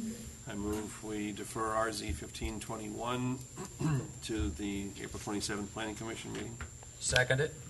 All those in favor, please say aye. Okay, All the right. next one is RZ-23. I move we defer RZ 15-23 to the April 27th Planning Commission meeting. Second it. All those in favor, please say aye. Okay, the next item is RZ 15-24. I move we defer RZ 15-24 to the April 27th Planning Commission meeting. Second it. All those in favor, please say aye. Aye. And the next item is Chapter 50 subdivisions and create Section 50-162. To move it also, Robin? Yes. Okay, I That's- move we defer Chapter 50 subdivisions and 50-162 rural design to the April 27th Planning Commission meeting. And I'll second it. All right, all those in favor, please say aye. Aye. Okay. There we go.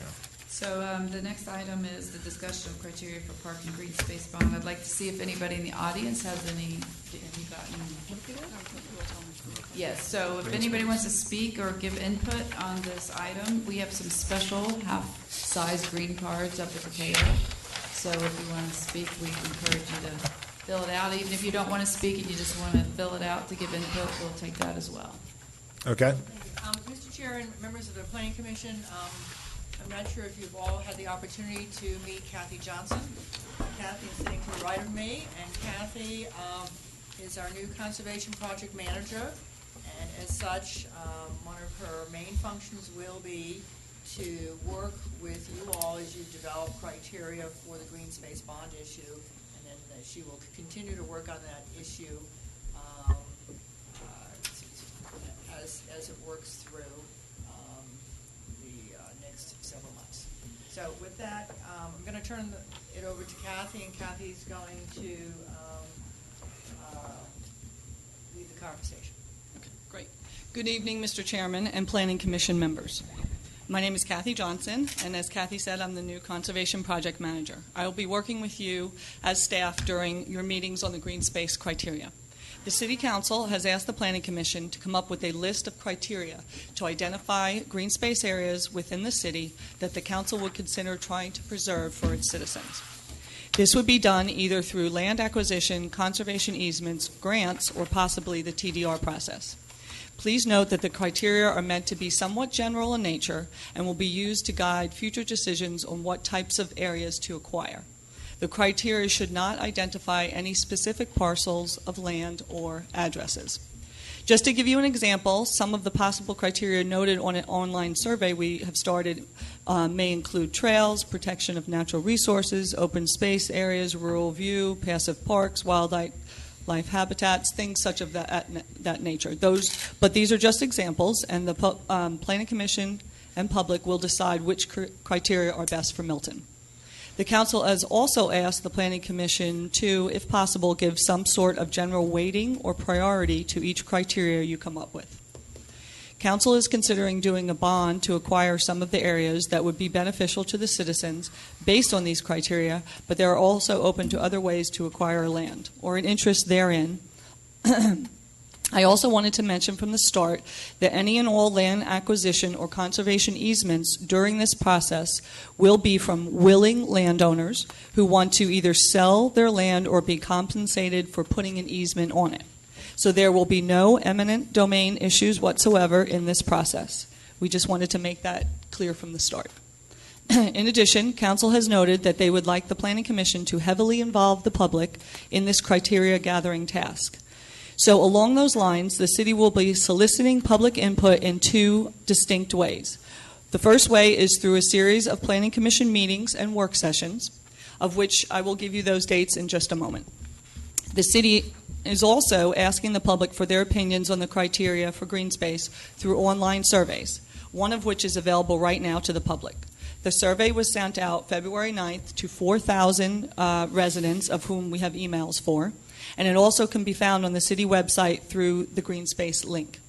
The first survey closes on March 1st, and I will have the results of that survey for you at your next meeting or work session. The additional Planning Commission meetings I've referenced were determined that I referenced below were determined by Chairman Jamison in an effort to involve the public as much as possible in this task and gather information from them, so it will truly be the citizens who help determine what green space is protected or set aside. So the meetings are as follows. March 10th, there will be a work session that is scheduled for at Thursday. That's a Thursday, March 10th at 7 p.m. here in City Hall chambers, and we will set up tables over on the floor to make it more like a work session than have you guys up at the dais for the work session. Then your regularly scheduled March 23rd meeting, Wednesday the 23rd at 7 p.m. We will have public input at that meeting as well. Then we have scheduled an additional work session on April 14th, which is a Thursday at 7 p.m. here in, that's in the executive conference room, set up with tables again. And then on April 27th, which is your regularly scheduled meeting, Wednesday at 7 p.m. in council chambers. We thought it would be good to do a Wednesdays and Thursday nights, and that way members of the public that maybe can't come on one of those nights can come on either the Wednesday or the Thursday. The council would like your final list of criteria to be done by the end of your April 27th meeting. Staff has provided all of you with a hard copy of the city's 2014 conservation plan, which will be an excellent resource for assisting in the determination of some of the criteria we're looking for. We have also set up some maps in the room tonight that will also help in the process. They might have been taken down from Brightwater. Okay. I will make sure these maps and any additional ones that you might request be set up at every meeting on this issue. They can be used by all of you and the public in making comments on the criteria. Lastly, I have, as Robin mentioned, I have the green comment cards that are specifically for the public to give their input on the green space criteria. Citizens can comment in one of three ways tonight. They can speak during the public comment period. They can fill out a green card and put their written comments, and they can be read into the record, or they can just write their comments on the card, submit them, and I will report those responses to the PC, to the Planning Commission, along with the survey results in the next meeting. And of course, the public can also do the online survey if they have not done so already. So I don't know if you want to discuss now, hear public input, or how you want to proceed right now. I have two comment cards. Kelly, do you have any numbers so far as to how many surveys you've received? We have, as of this morning, I've had 306 survey responses. It's still open until March 1st, so I was going to give you the results after that, but 306 right now, as of this morning. We can go ahead and open up for public comment. Okay. Sure. Yeah. The first speaker for Green Space is Tim Becker. And we don't really have any time. Do we want a time or just... How many speakers? Yeah. Right now we only have 3. Yeah, just have at it. Yeah, you can go for it. Hi, Tim Becker, 15625 Canterbury Chase. I just have a brief comment to make. My background is I was a partner with Accenture. I've worked for over 30 years in consulting, done a lot of process consulting, and I'm a process kind of guy, okay? So my advice to you tonight, what I want to encourage you is to have a good process. And I think a lot of times in Milton, we don't have a good process, okay? We have a complicated process. It's sometimes not a very fair process. It's not transparent. I haven't been involved with city politics for long, but I've seen a couple of issues come through. And I think that we could have avoided a lot of divisiveness if we had had a better process.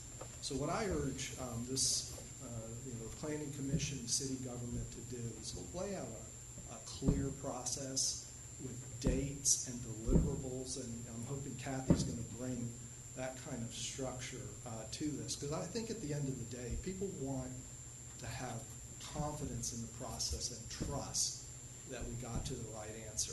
I don't care if we get to an answer that I don't personally agree with. If I feel like the process is a fair one and a rigorous one and transparent, that's what's important. So that's what my comment would be tonight.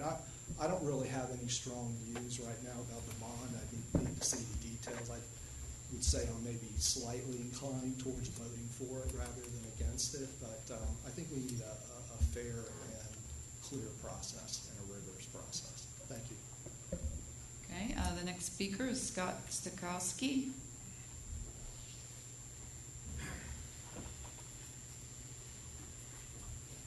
Good evening, members of Planning Commission staff. Scott Stokowski, 3154 Chippingwood Court.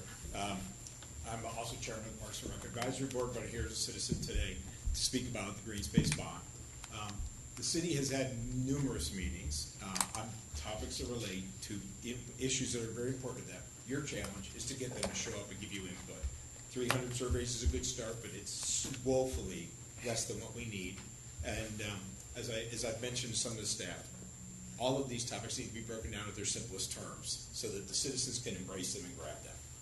Whatever the bond amount translates into to them on a daily, weekly, monthly basis is what's going to matter when ultimately you ask them to come vote. As you get into evaluating criteria, I'll speak to a couple things. From my heart exists in parks. Anything we can do around parks in the city, we need more opportunities to enhance that, whether that's to add on to existing parks or build or improve parks that we currently have. That would be things that we could greatly appreciate.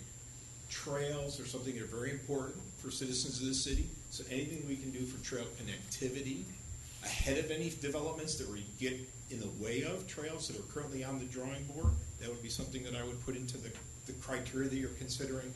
And lastly, I think anything you do has to be consistent with all the strategic planning that has been done by the citizens that are concerned, whether that's in the conservation plan, the Parks and Rec strategic plan, the city's comprehensive master plan. It has to be consistent with that. But again, I think the most important point is to make it simple and easy for people to understand. And I think Tim summed it up well, which is communicate often and early to get as many people as we can to get involved in the process. I know it's a challenge. We all got busy lives, but we've got to find a way to get more people involved in something that's this important.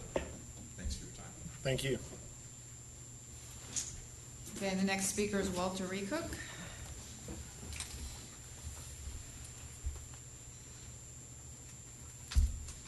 My name's Walter Recook. I live at 615 Scarlet Oak Trail. I've been involved with many bond referendums for many different cities. I worked for the city of Roswell, worked for the city of Sandy Springs, worked for the city of Atlanta. I don't know why we're starting at the end instead of at the beginning. We've got so many other needs in the community, and one in particular that just amazes me is we've got a fire department that's in an inadequate building that's just about horrible conditions that our firemen have to stay in. Why are we not looking at the whole big picture instead of just picking one topic and making that the crux of how we're going to spend our limited amount of bond monies to spend on one thing? It's just beyond me. I mean, I know the city fathers and daughters have other ideas that things have to be done around this community, but I'm stuck in traffic many times, and I can't believe that that's not a higher priority than open space. In addition, I look at, even some of the accident rates, having some of those things actually studied and determined. We're going through a transportation study right now that we need to get accomplished first before we start looking at new trail systems. Because maybe those need to be incorporated in the transportation study. Why are we mixing things up? Why are we not having a clear, concise path on where we need to go? Same thing with parks.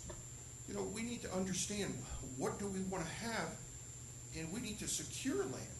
I looked at the city of Roswell, one of the best recreation departments in the country. And one of the things they did is they bought land for future parks.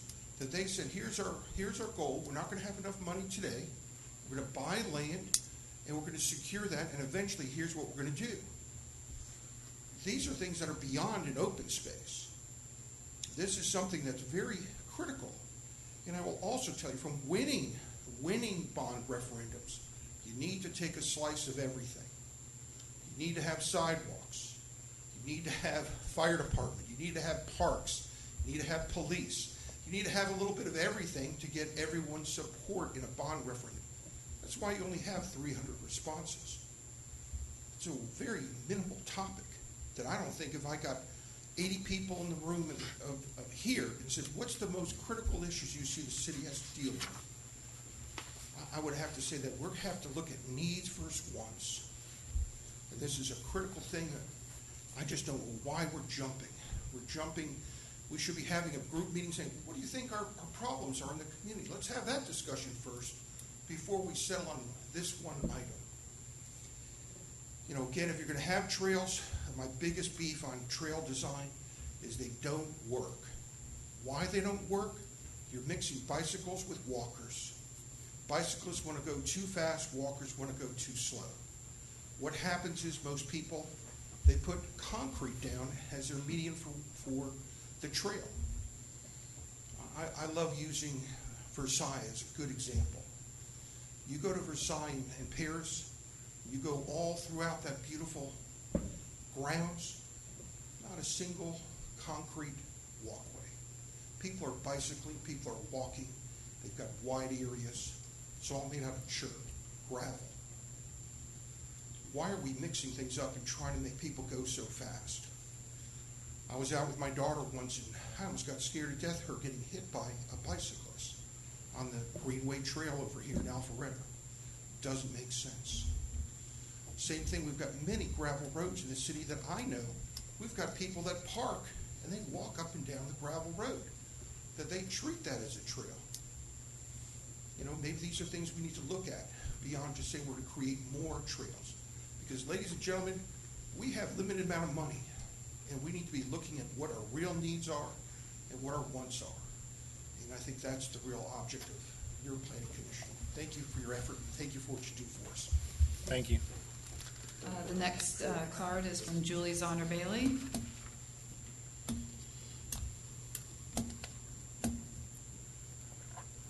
Hello again. I want to state that I support the protection of green space in a number of ways, and I appreciate the effort of Ms. Johnson and our staff and the Planning Commission and the Mayor and Council to do just that. I do think that it is a multi-tiered approach. Not one thing will be the solution.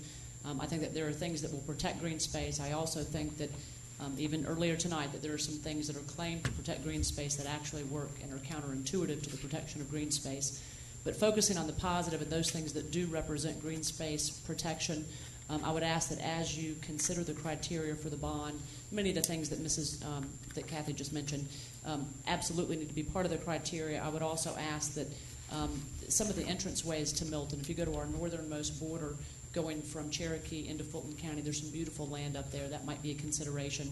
If you go to all of our borders, those are sometimes areas that help to distinguish the entrance, the arrival into Milton. We used to call it the kind of the aha moment when you take that deep breath from somewhere else that's more dense and you finally get to Milton. It's like you could visibly and physically feel the difference. So I think sometimes those are the lands that we need to look to. I also think that we have an opportunity already owned by the city of Milton, and it's to the tune of 204 acres that's called the Birmingham Park. We own the land. We've already bought the land. We as citizens that have been paying taxes for 30 years, we own it. We don't need any more money to buy it. We own it. And we need to think hard about how to protect that green space. It is the most beautiful contiguous land, and we already own it. And I don't hear any discussion about it, and I think we need to have that dialogue. It's an existing piece of 200-plus acres that's already owned by the city. That land could be put into a conservation trust, and it could be protected tomorrow. Maybe not literally tomorrow, but pretty close to tomorrow.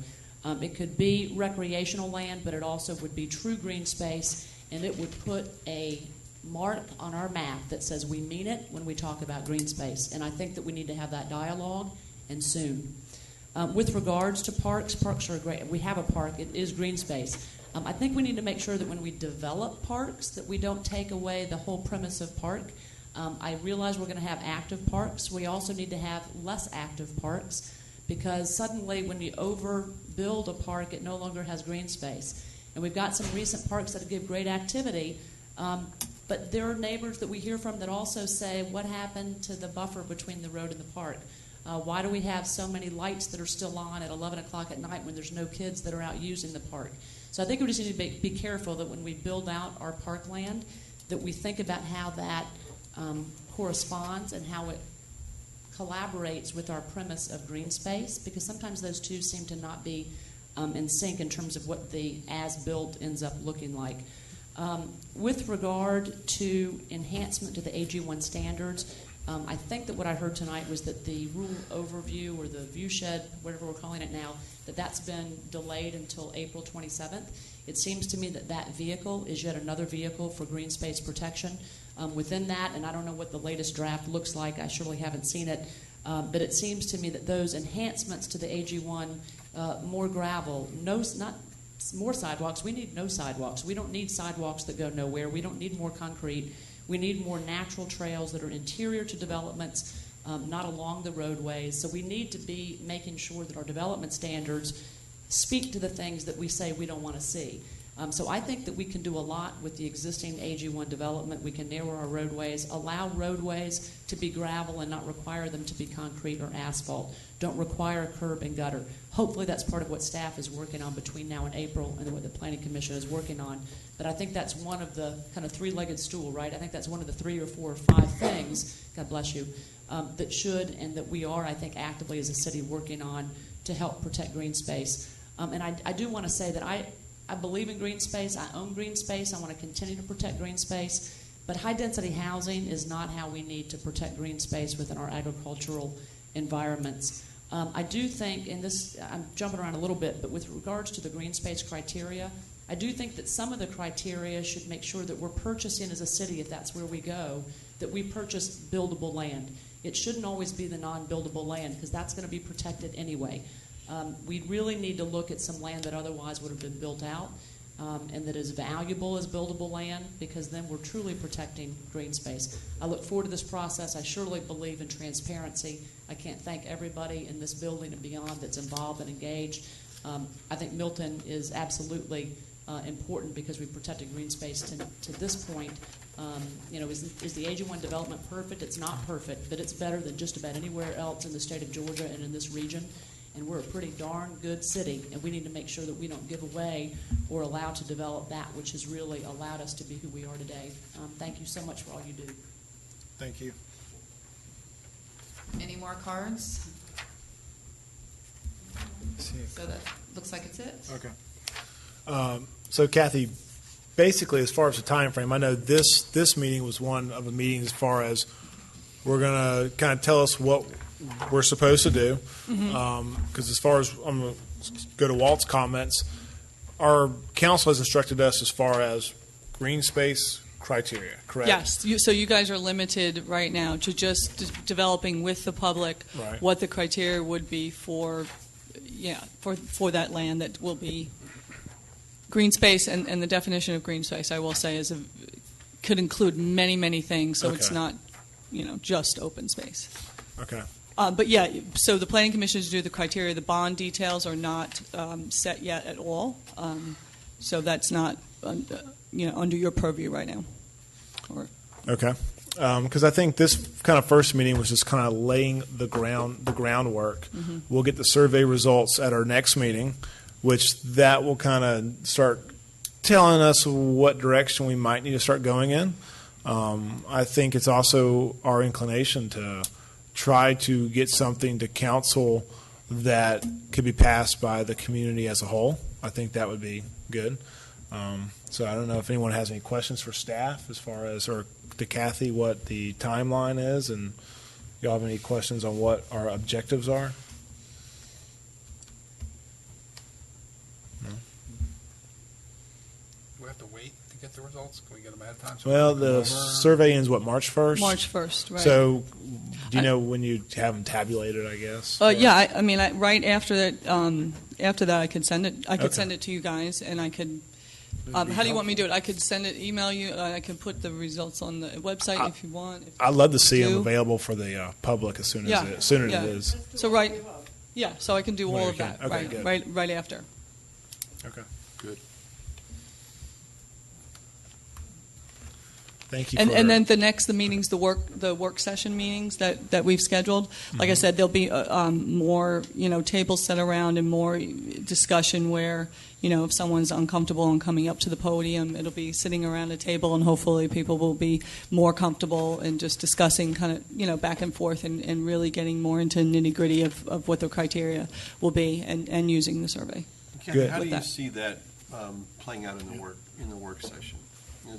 I get the visual. We've done many of those before, but is that going to be led by us at different tables? Is that going to be led by you? Well, I would do an intro also, and I would, in that intro, I would, since the first one is the 10th, I will have the results already, so we can discuss the results and use that as a starting point, maybe, and have that as a visual on an easel or whatever, and talk about each of the criteria that are in the results.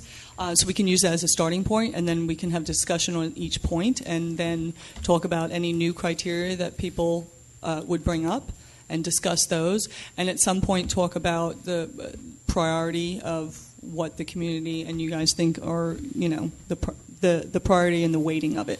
We don't want to. Yeah, it's kind of the weighting is how much does the community want trails versus how much do they want, an active use park. And then maybe there'll be a big difference in what which they want, and therefore prioritize it based on. And maybe this is input. a question for a later day, but I was thinking it would be more, not general as say, but didn't know. So if you have weightings, we have a formula, I guess. We're pretty much going to put us in a direction of what we have to use the money for.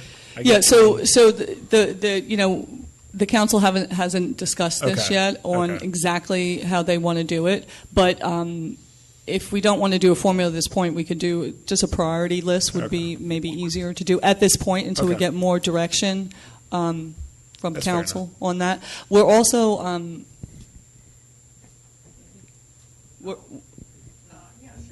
we're also right now looking into bringing on a consultant to help us with this criteria, ones that specialize in just this and land conservation and developing criteria for land conservation.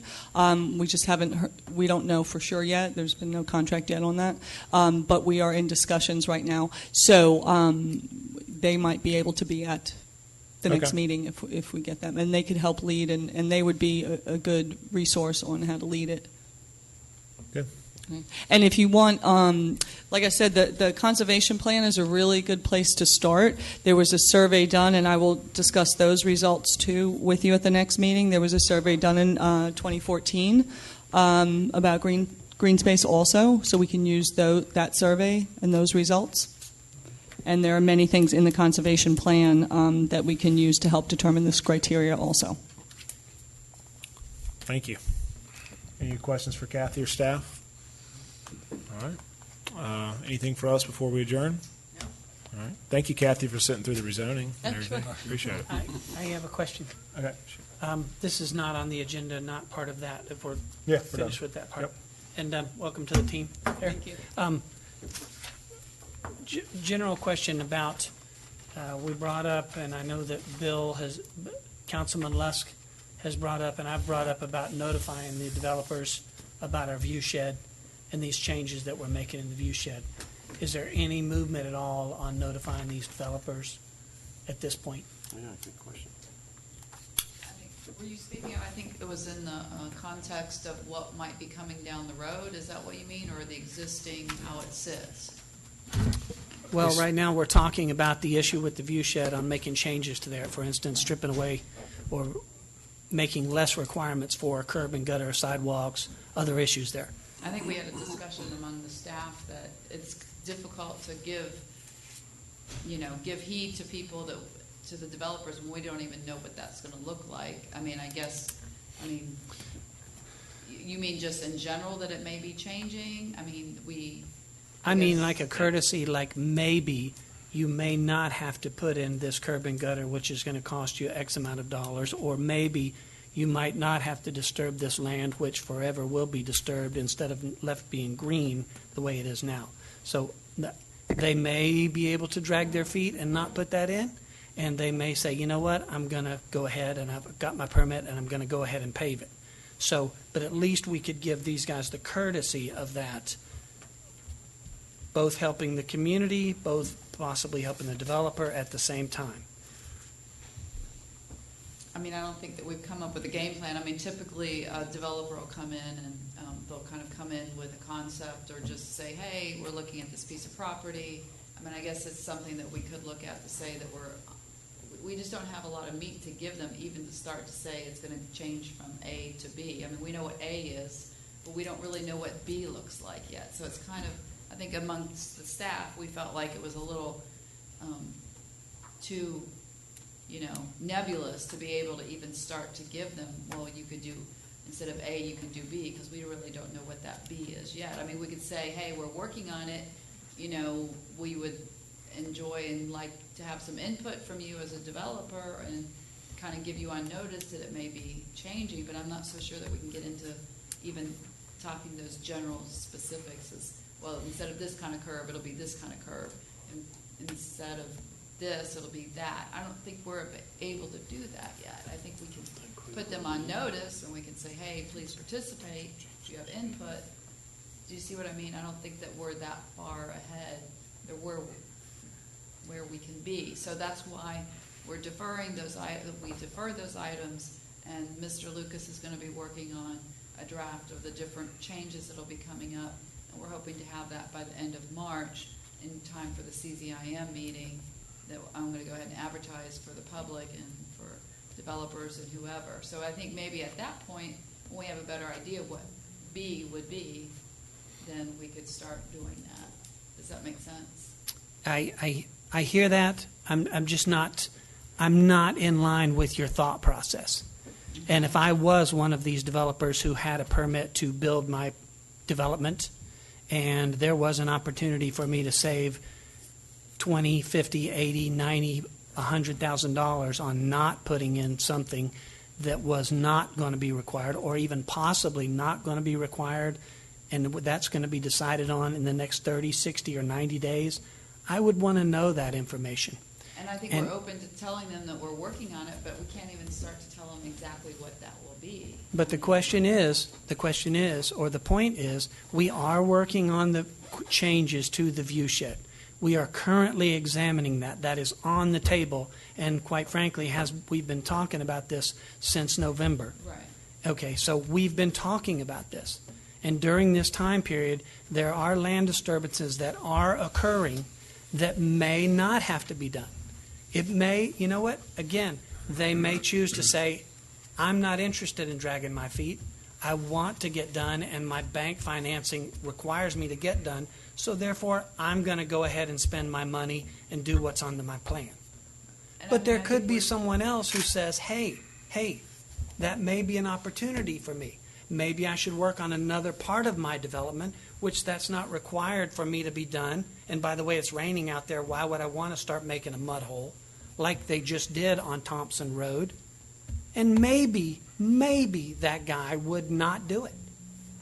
Now, 30, 60, 90 days from now, when we do get finished with this and we say, you know what, we tried, we looked at some things, but you still have to put in curbs and gutters and sidewalks, so by all means, please proceed. But at least we could make the phone call or send out a notice or at least provide somebody a list so they could go have a cup of coffee with some of these guys and say, hey, just in case you might want to consider this. I've seen the attorney write the email to him saying, and I'm paraphrasing, that's not required. We can't mandate that they not develop, but it could be a good idea. There was nothing to preclude us from giving notice to these people. And there's no reason why we can't do that. And so what we need to do is prepare something to the extent of what we do know. And we certainly know that Carter was going to be working on changes to Chapter 48, which is going to marry what we've been talking about in terms of the rural viewshed. So let us put together something. We have the list of developers. We can put it also up at the front, so if anyone comes in with an LDP, they can immediately get that, and we will send it to you as well so that you see it, so that you'll know that it's going out. And we know where the pending LDPs that are in, the ones that may be coming in, so we can work with the staff who deals with those people who are doing the land disturbance, so that we can catch that up front.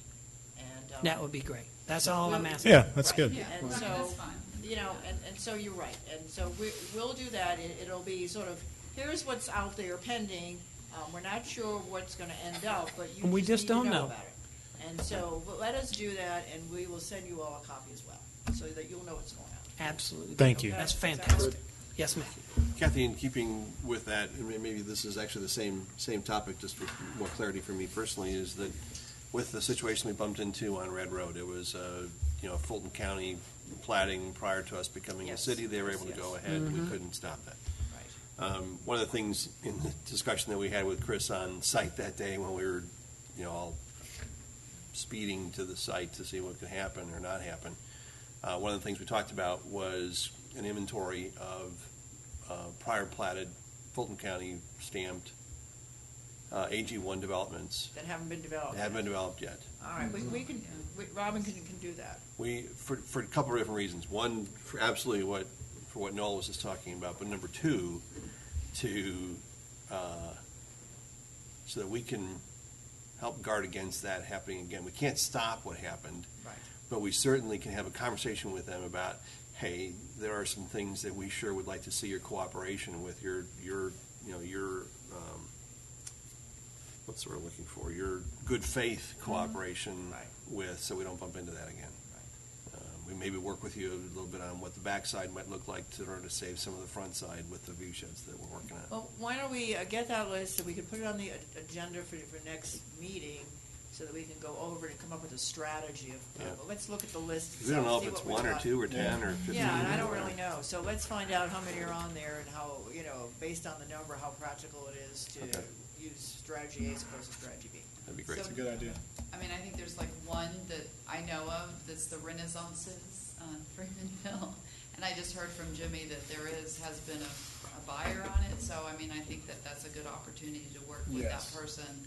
Hey, maybe he'll take down the wall, maybe he'll redo things, make it more Milton-esque. That's when all the way up Freemanville, right? Right. North. Right. Yeah, I know what you're talking about. Yeah. I know you're talking. It's been bankrupt for years. Like 2007.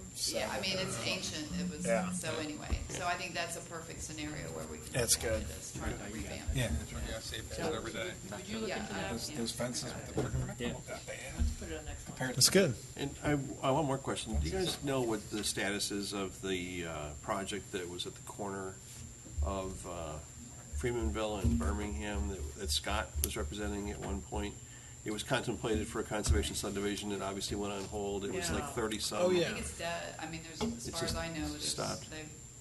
There's really nothing going on right now. Can we, do we have any requirements to, one of the things that's really distracting, and unfortunately an eyesore, is the fact that the big tree, the sign and the tree, sign's bad because it's not been tended to for a long time, but equally is the gigantic, I think it was an oak, that fell over in the midst of a big storm quite a while ago at this point. So I think, because there's a separate corner piece that's not part of the subdivision, but nonetheless, we can find out what's take a look and see what's going on with we can that. see, we can clean it up. But I think it's, it's an eyesore, but there's potentially some hazard to that too. Sure. Thank you. Talking about an eyesore, is that assisted living facility off of Highway 9 across from the Target. Target. That is an eyesore and a half. You have to let it finish. Well, let it finish. Is that the one we approved? Yes. I mean, it was form-based code. Yeah. And it No. went through the DRB. No, so we no, didn't we say did it. not approve it. I would No. have first. We disapproved three other things on there that I recall over the past 8 years. Ray, do you have any complaints tonight that you want to pass on? Any illuminated I'm signs? very happy with this success. Don't get me going on I would certainly bring them up, but I think you did an excellent job of keeping those clean, and those that I mentioned are gone. Actually, So, speaking of, very good job. you just reminded me of something else. But I'll keep my eye on it. Speaking of signs, thank you for prompting my memory. You may be sorry that you did. Oh, Lord. Could somebody please once again drive through Crabapple for the brand-new neon signs that are blinking, flashing? Isn't that new restaurant? What new restaurant? It's right where, it's next to your sushi place. The tin can or the, Wow. where the truck was. Something, does your wife have a big neon sign going on? No, right now? we sold that. You Paul. mean 850 pizza? No, it's on the other side. On the other side. Where the, Yeah, there's something big and flashy over where there. Good the business. truck used to say. It's right smack in the, it's, you know, it's Like not Oh, I an know open you're close talking about. sign, which we know we can't I regulate. know you're talking about, but I'm not going to I say. want to complain that Chris Doty's not Well, the next president. I'll go knock on the door. I already know Well, that that's on what we have the code April enforcement 27th, I have a I business don't know meeting. where. I'm assuming you mean between Well, you Omaha won't, and you we're having won't some miss elections. it if you go into Crabapple, regardless of the hour of the day, because it's big. You mean and you mean next to Old Mall? Schedule Is that what you're talking a about? trip. No, across the I street. think it's next to the gym, right? I don't know, It's like whatever. the old- it's whatever. We'll look at it. Thank you. Thank you. Are we adjourned? Make a note that, Can I make a motion to adjourn? Yeah, go for it. Motion to adjourn tonight's meeting. Second. All in favor? Aye. Opposed? Kathy, opposed? Yeah. Across the street. By the way, Kathy, I heard a breath of fresh air.